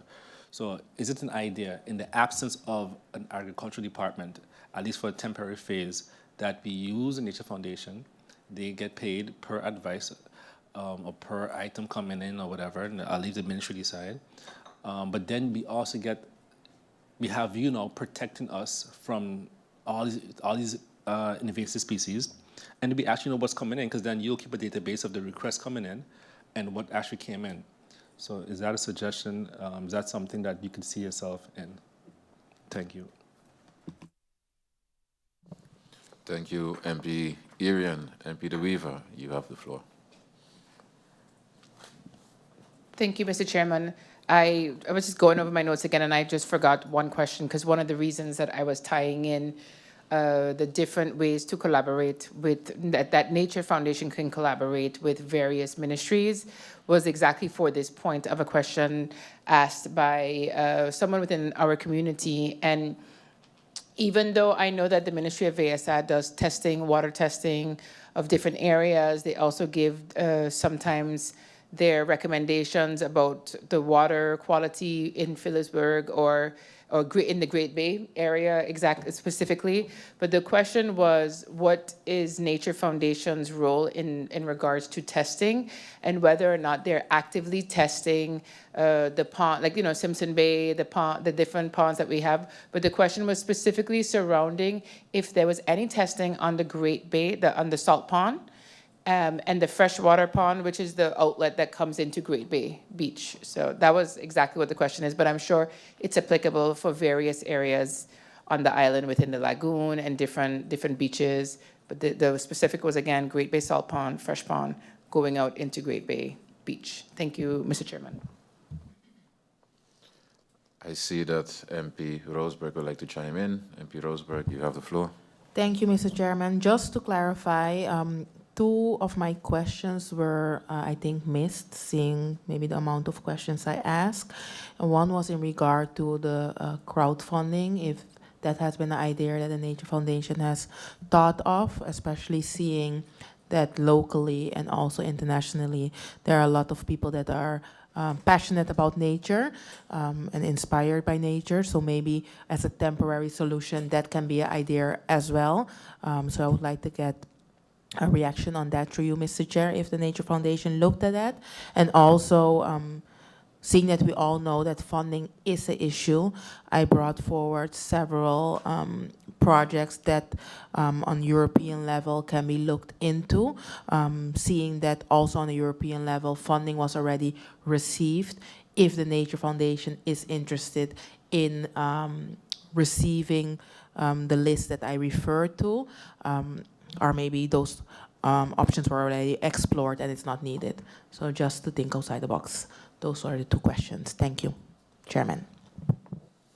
Thank you, MP Roseberg. I now look at Ms. Hickerson for her response. Thank you very much, and thank you all so much for your questions. First, since I did miss the questions of MP Roseberg earlier, I'd like to address those quickly. Crowdfunding is not something that we have looked into. It's quite a nice idea, and particularly because St. Martin is such a unique island where we're part of the SSS and the smaller brand of islands, but we are a CAS island, so that puts us in a unique situation for capacity and funding. And we are very interested in receiving the list of funding opportunities because several of them I had not heard of before. Going back now to the first questions were from MP Westcott Williams. Regarding the delay in the SLA, I think that from my understanding, this is purely administrative delay, and in large part because I asked for an increase of the funding. We have had the standard SLA for some time now. Not only did we ask for an increase in funding to support the capacity that we have gotten used to with Project Karina, but we also asked for the time period of the SLA to be extended. Instead of having to renew every 3 years, we asked for a 5-year time period on the service level agreement to address these administrative issues when it does come up. The next question was kind of in general regarding the nature policy plan. While I'm not privy to the role that Parliament plays in the approval of the nature policy plan, I can say that the plan was written with direct impacts from international conservation strategies and goals. And the work that was done on Project Karina has helped to accomplish a lot of the outstanding targets of that plan. And it aligns very well with what we should be aiming for in our island and our region. So the Nature Foundation supports the current nature policy plan and has been developing our conservation strategies and planning based off of it. Regarding the invasive species project budget, that has been incorporated into our service level agreement. So that is now part of the standard funding that we receive, and it is part of the deliverables and the reporting tasks of the service level agreement. So we anticipate that that will continue with the renewal of the next SLA.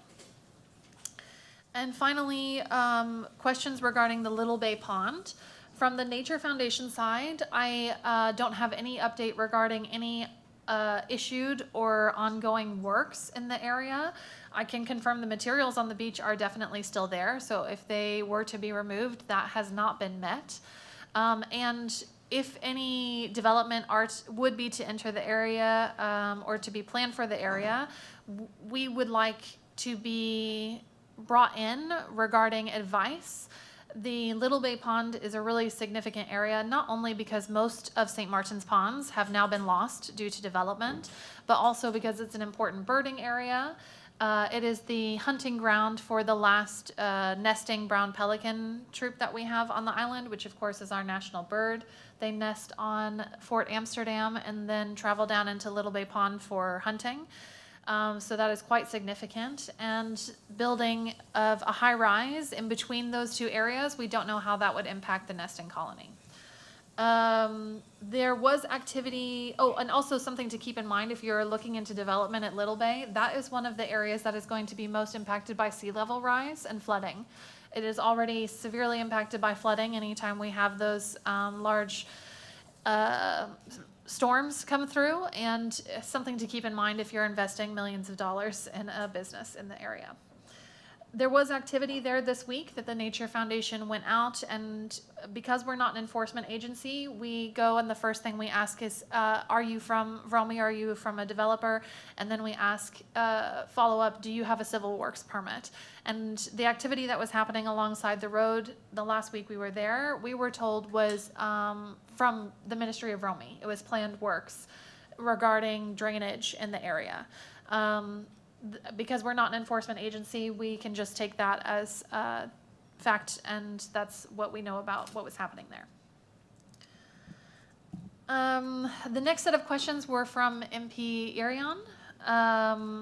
Since, as you said, funding is the main issue, and it's something that, in particular, because of our request for an increase in our service level agreement, should be expected to come up during the amendment, because I believe the request for amendment was made maybe mid-October of 2024, so we would not have made the deadline for the standard budget. I was unaware of the money allocated for the property purchase, so that is definitely something that we will be looking into. I'm not sure, perhaps that area is designated as more of a park like what we have nearby Amelia Wilson, that's just a park for the public, but we will definitely look into it and see if there is an opportunity, not only for sustainable financing there, but also just for preserving a nature area for the residents of St. Martin as well.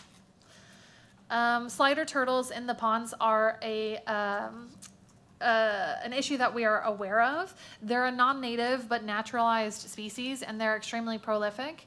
I have not done, the Nature Foundation hasn't done any population study there just because of the nature of doing such. It would be quite involved study to accomplish. But what we have done is a lot of in-depth work regarding the mangroves in those areas. We did a very in-depth mangrove analysis of the ponds, or in the ponds and the lagoon.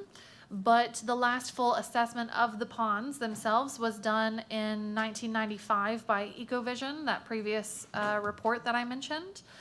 And that is something that, again, I think looking into the rehabilitation of pond areas, particularly Great Salt Pond, would be a good use of government capacity, because in particular, Great Salt Pond should be seen as a cultural and heritage site and valued for its role in St. Martin. The last question, I think, from MP Ariana, if I haven't missed anything, was the advice for Agriculture Department. Currently, the Nature Foundation does give advice to members of the Ministry of TIAT regarding import and export of animals when they request it. It's kind of at their discretion, much like our previous advice to the ministry before our integration to the Civil Works permit. So that is something we would definitely be willing to and interested in continuing, particularly if Government St. Martin is going to be addressing the issue of importing and exporting non-native species. You mentioned the restrictions on import or bringing in plants if you're in a different country. That is, for example, the Corralita vine is an invasive plant species, and it has wreaked havoc on the environment in St. Eustatius. So things like that are something that should be addressed at an import and export level. Already, our legislation and policies regarding the import and export of plants and animals are very limited. So that is something that puts us at risk of being an animal trafficking area as well, because our legislation is limited. So that just puts us as a hotspot for activities like that. Incorporating somebody that is giving advice regarding those activities, but could also maybe function as a biosecurity officer that supports the Customs, Coast Guard, and Immigration or enforcement agencies regarding ships and planes coming in and out of St. Martin is something that not only the Nature Foundation wants, but our neighboring islands would also very much appreciate. Islands like Saba and Statia that have less of an invasive species population are currently most at risk because of St. Martin. So the native iguanas in Statia and Saba can be outcompeted by the green iguanas in St. Martin, just like our native iguanas were. And we are the highest risk factor for our neighboring islands. So having somebody that is focused on biosecurity, maybe in part funded by the Ministry of Justice, could really help the impact on our region as well, and not only just for St. Martin. And then finally, from MP DeWeaver, we had questions about water quality testing. In the original service level agreement with the Government St. Martin, water quality testing was something that was highlighted as an activity for the Nature Foundation. Right now, in our resources, we have to outsource the actual testing of the water samples. So we use the SLS Environmental Lab, and the cost is quite high. So we have limited the water quality samples by our budget. to a certain number each year.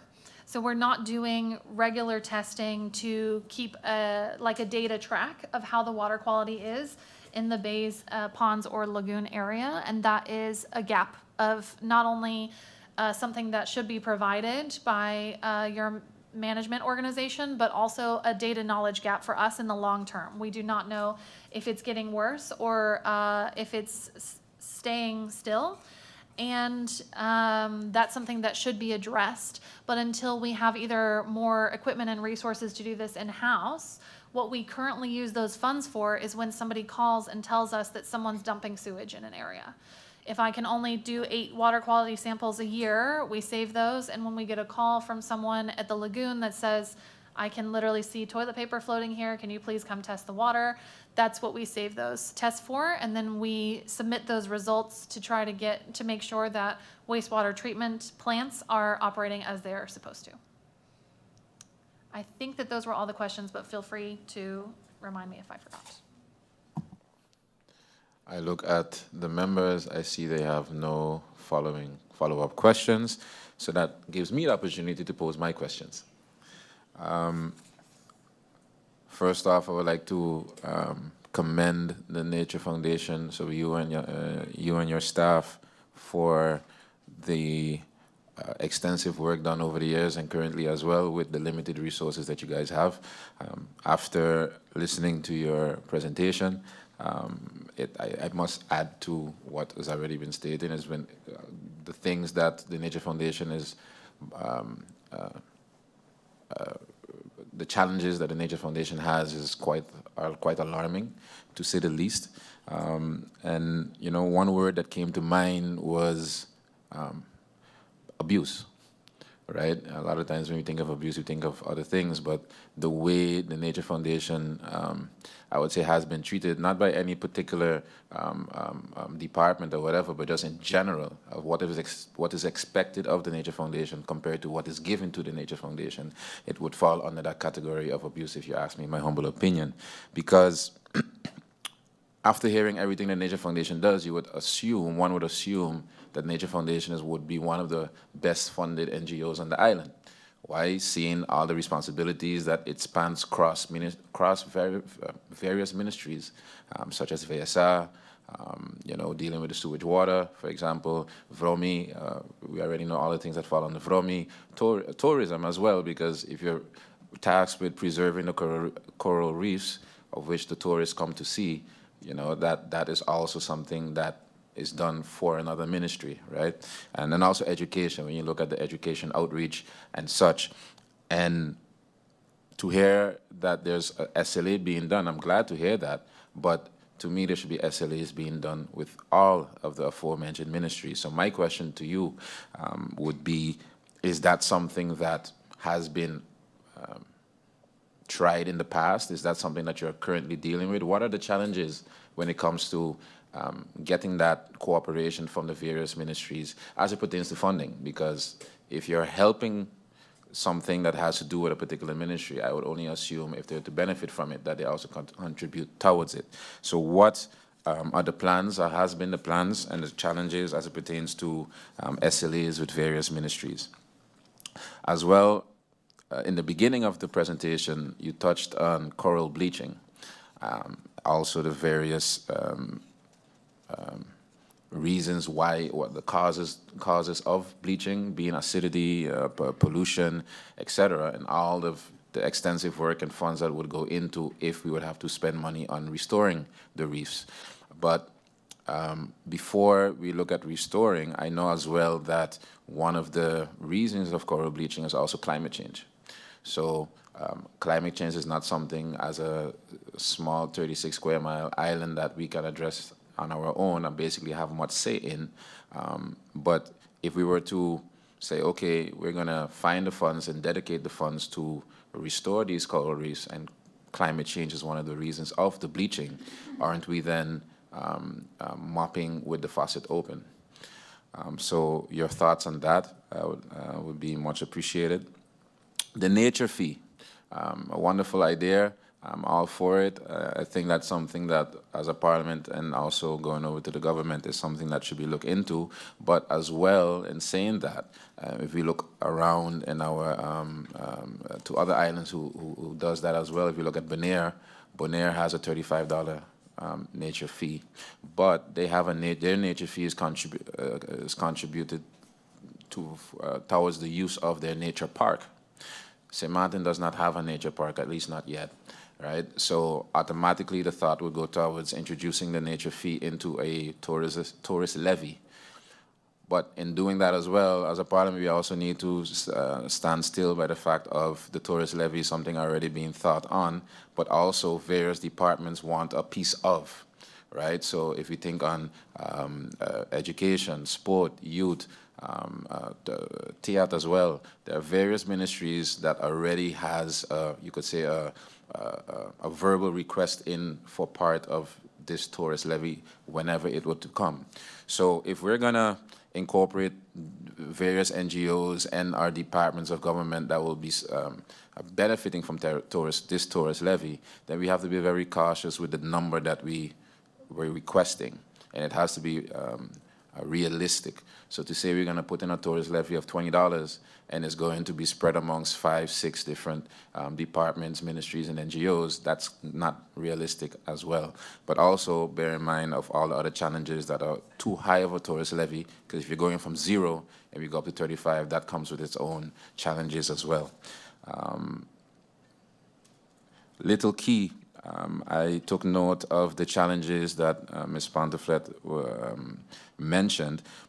It's also something that falls under the scope of the motion that I brought in last October, as it pertains to protecting the ponds and national nature areas on the island. Seeing the challenges that you guys are currently facing, as it pertains to making it a conservation area, or I don't remember the exact term anymore, but our preparatory resolutions. Would it be expedited if, for the time being, we were to place Little Key on the monument list and place it as a national monument, while we're dealing, you guys are dealing with the challenges? Because I think placing it on the monument list and declaring it a national monument would have a bit less paperwork and challenges, but then it would still have some type of protections while the preparatory resolutions or the conservation documents are being drafted. I look at Ms. Ponteflet in a bit for her thoughts on that.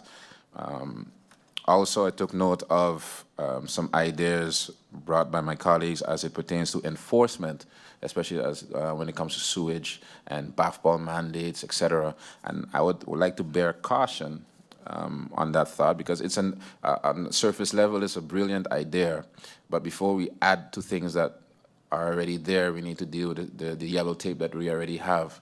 And currently we have, in the current mandates, 3 ministries that already have the mandate to deal with such. And because they already have 3 ministries, they have so much yellow tape that's already there that nothing is being done, right? And if we were to add to that, then you would have a 4th mandate being given, and I don't think that expedites the process at all. So I think, especially as a parliament, and speaking with the relevant ministers, that elimination of the yellow tape would be more advantageous to the problem that we're having than just merely adding to it, because on surface level it seems good, it sounds good, but in reality it would not bear much fruit, in my humble estimation.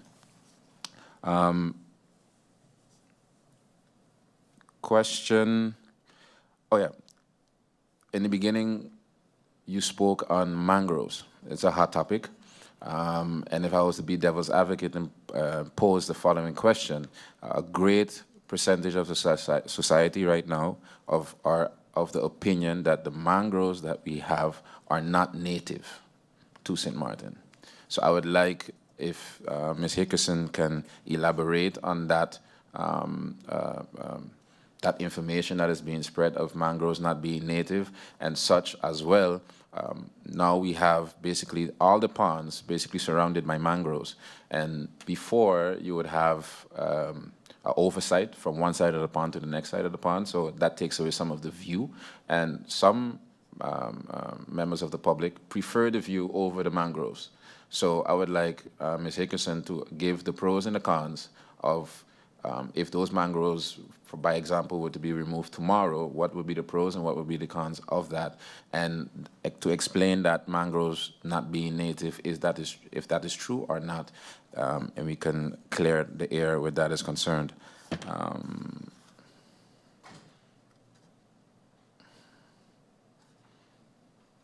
And lastly, as well, the salt pond and conservation of the salt pond. I see you are very, you have a lot of ideas where that is concerned. I like them as well, but I would like to propose another idea in designating the salt pond as a UNESCO World Heritage Site. What's the possibilities where that is concerned? What are those possibilities? And as last, a lot of members summed up the news and the information given and the challenges that the Nature Foundation are confronted with as depressing, under attack, doom and gloom, urgent, sad, and just now I categorize it as abuse. So I'm glad to hear that the priority, or seemingly the attention for the things that needs to be prioritized is finally there, or basically is there, or that's been voiced on or spoken on today. And basically I look forward, I look at my colleagues, I look forward to working together with you guys to solve that. And also the amendments that are coming this year, that seeing that the priority is very high in the priority list, that this is also part of the amendments coming this year. And with that, I would like to hand, last thing. We are looking at the tourist levy, and I'm looking at my colleagues with that, the tourist levy solely as something for tourists, but what about taxi drivers? Because they make use of the flora, fauna, and the nature for the tours, etc. And I know in St. Lucia, taxi drivers do pay a levy. I know in Egypt, taxi drivers do pay a levy. It's not high in comparison to the tourist levy, but I would look forward to the thoughts of my colleagues in subsequent meetings on that.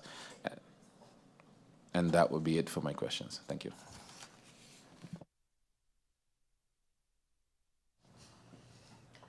Thank you very much for your questions, MP York.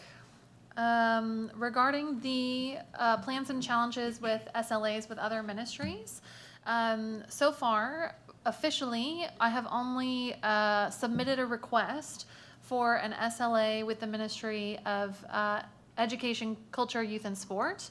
And that is because we had such an overwhelming amount of research and support. Back in 2022, we did an education project where we did a gap analysis, and we had a lot of listening sessions with educators, students, administrators. And through that program, we came up with what their greatest needs were regarding nature and science education in St. Martin. And when we evaluated that and proposed a service level agreement, I then subsequently went to all of the schools and presented the proposed SLA, and made it clear that if we were going to ask for this, that would mean that money from the ministry would be allocated to the Nature Foundation, potentially instead of their own organizations. And after we did those presentations, I said was open for feedback, or if they supported it, they could send a letter of support from their school board. And we received letters of support from 5 of the school boards in St. Martin to move forward with that SLA. So that is the one that we have officially proposed. But there's several different challenges, one of which is the capacity within these policy departments to manage our service level agreement. Because we have had such a enduring and positive relationship with the policy department at the Ministry of ROMI, regarding the proposed SLA with the Ministry of Education, Culture, Youth, and Sport, the Ministry of ROMI actually offered to manage the deliverables and the reporting aligned with that service level agreement as well. So one of the challenges is the capacity, but I believe the primary challenge is, of course, the funding. And when we are presenting this, how budget cuts happen and when the amendments are going on. Our work with the Ministry of TIOT has mostly been from the bottom up rather than the top down. And we have a lot of good relationships within the policy departments and the permitting departments and maritime affairs. And that has been working very well. And it is our intention to propose to formalize that through a service level agreement. And in particular, with the ministry's focus on food security and tourism, there are a lot of gaps that we could fill as an organization there, and I hope it is well received. For climate change mitigation during restoration, of course, one of the things that I mentioned when we were talking about particularly coral restoration, people want to push us into taking, $30,000 and doing coral restoration. That is really not the case if you're going to do coral restoration properly. If you have the proper funding to do a long-term project like what is currently happening in Statia through NEPP funding, you can do coral restoration and have them be less susceptible to thermal stress and more adaptable to our current situation of our region, but you have to do the program properly. It cannot just be something that we allocate $30,000 to and we look at it twice a month. That's not going to be a successful program. So that is something to keep in mind. But one of the themes of the region, and particularly through our network of the Dutch Caribbean Nature Alliance, is nature-based solutions. So we look at the problems that we're having due to climate change and how we can solve them with nature-based solutions. And restoration activities are one of those. Next, I understand the concerns regarding the tourist fee or the tourist levy and it being spread. There's a lot of areas of need in St. Martin, and I think that is something that needs to be addressed. I definitely just keep bringing it up to make sure that we are part of the group that when that is moving forward, that we're kept in mind. Because there have been previous talks of this years ago that I remember coming to a committee meeting, and it had not yet even been discussed to put part of that towards nature or conservation activities. So yeah, the needs from, in particular for our communities and our schools is very glaringly there as well. And that's something that we acknowledge as well. The next question was regarding Little Key and the putting it on the monument list as an interim solution. So I will pass over to Ms. Pantaflette. Thank you for the question. I just briefly went to look up the criteria for designating an area or structure as a monument. At first glance, I'm not sure it would qualify, but I will have to do a bit more research into that. But I do appreciate the out-of-the-box thinking and the suggestion. But it's difficult to give an answer to that right now, but at first glance, it does not appear to be possible. Thank you. The next topic was regarding BAVPOL. I'm interested, actually, if it's possible to learn more about what the issues are surrounding the ministries that are dealing with that already. That's not something that has come up in any of the conversations I've had about that. So if I'm able to get some more information, maybe we can deviate that goal a little bit to make it more effective. And then regarding mangroves, yes, there is a wide and pervasive misconception that because there were no mangroves around some of the ponds in like the 60s and 70s, that means that they aren't native. But this is not true. There were mangroves on St. Martin. There's mangroves on the French side. They are in Anguilla. They're in islands in the region. They are native to this area. But through things like colonialism, hurricanes, failed developments, that's why the original mangroves were removed. They were restored again around the ponds, and that is where the issue surrounding the viewpoint of the pond comes from. Definitely when the Great Salt Pond was used for producing salt, they were removed, but that was part of colonialism and enterprise. That also should not have happened. So when they were restored, they have now provided so many ecosystem services that removing them entirely should not be an option. Firstly, they're hugely important to our migratory and local bird species. If you go, for example, to the new birding platform that the Nature Foundation put at Great Salt Pond, you can see that almost all of the mangroves in the area have birds sitting in them. They also provide a really quiet and conducive environment for those birds to hunt and live on these ponds. So that is one of the roles that they play. But also because they play such a role for flood protection and climate change mitigation, there are services not only provided just to the bird species.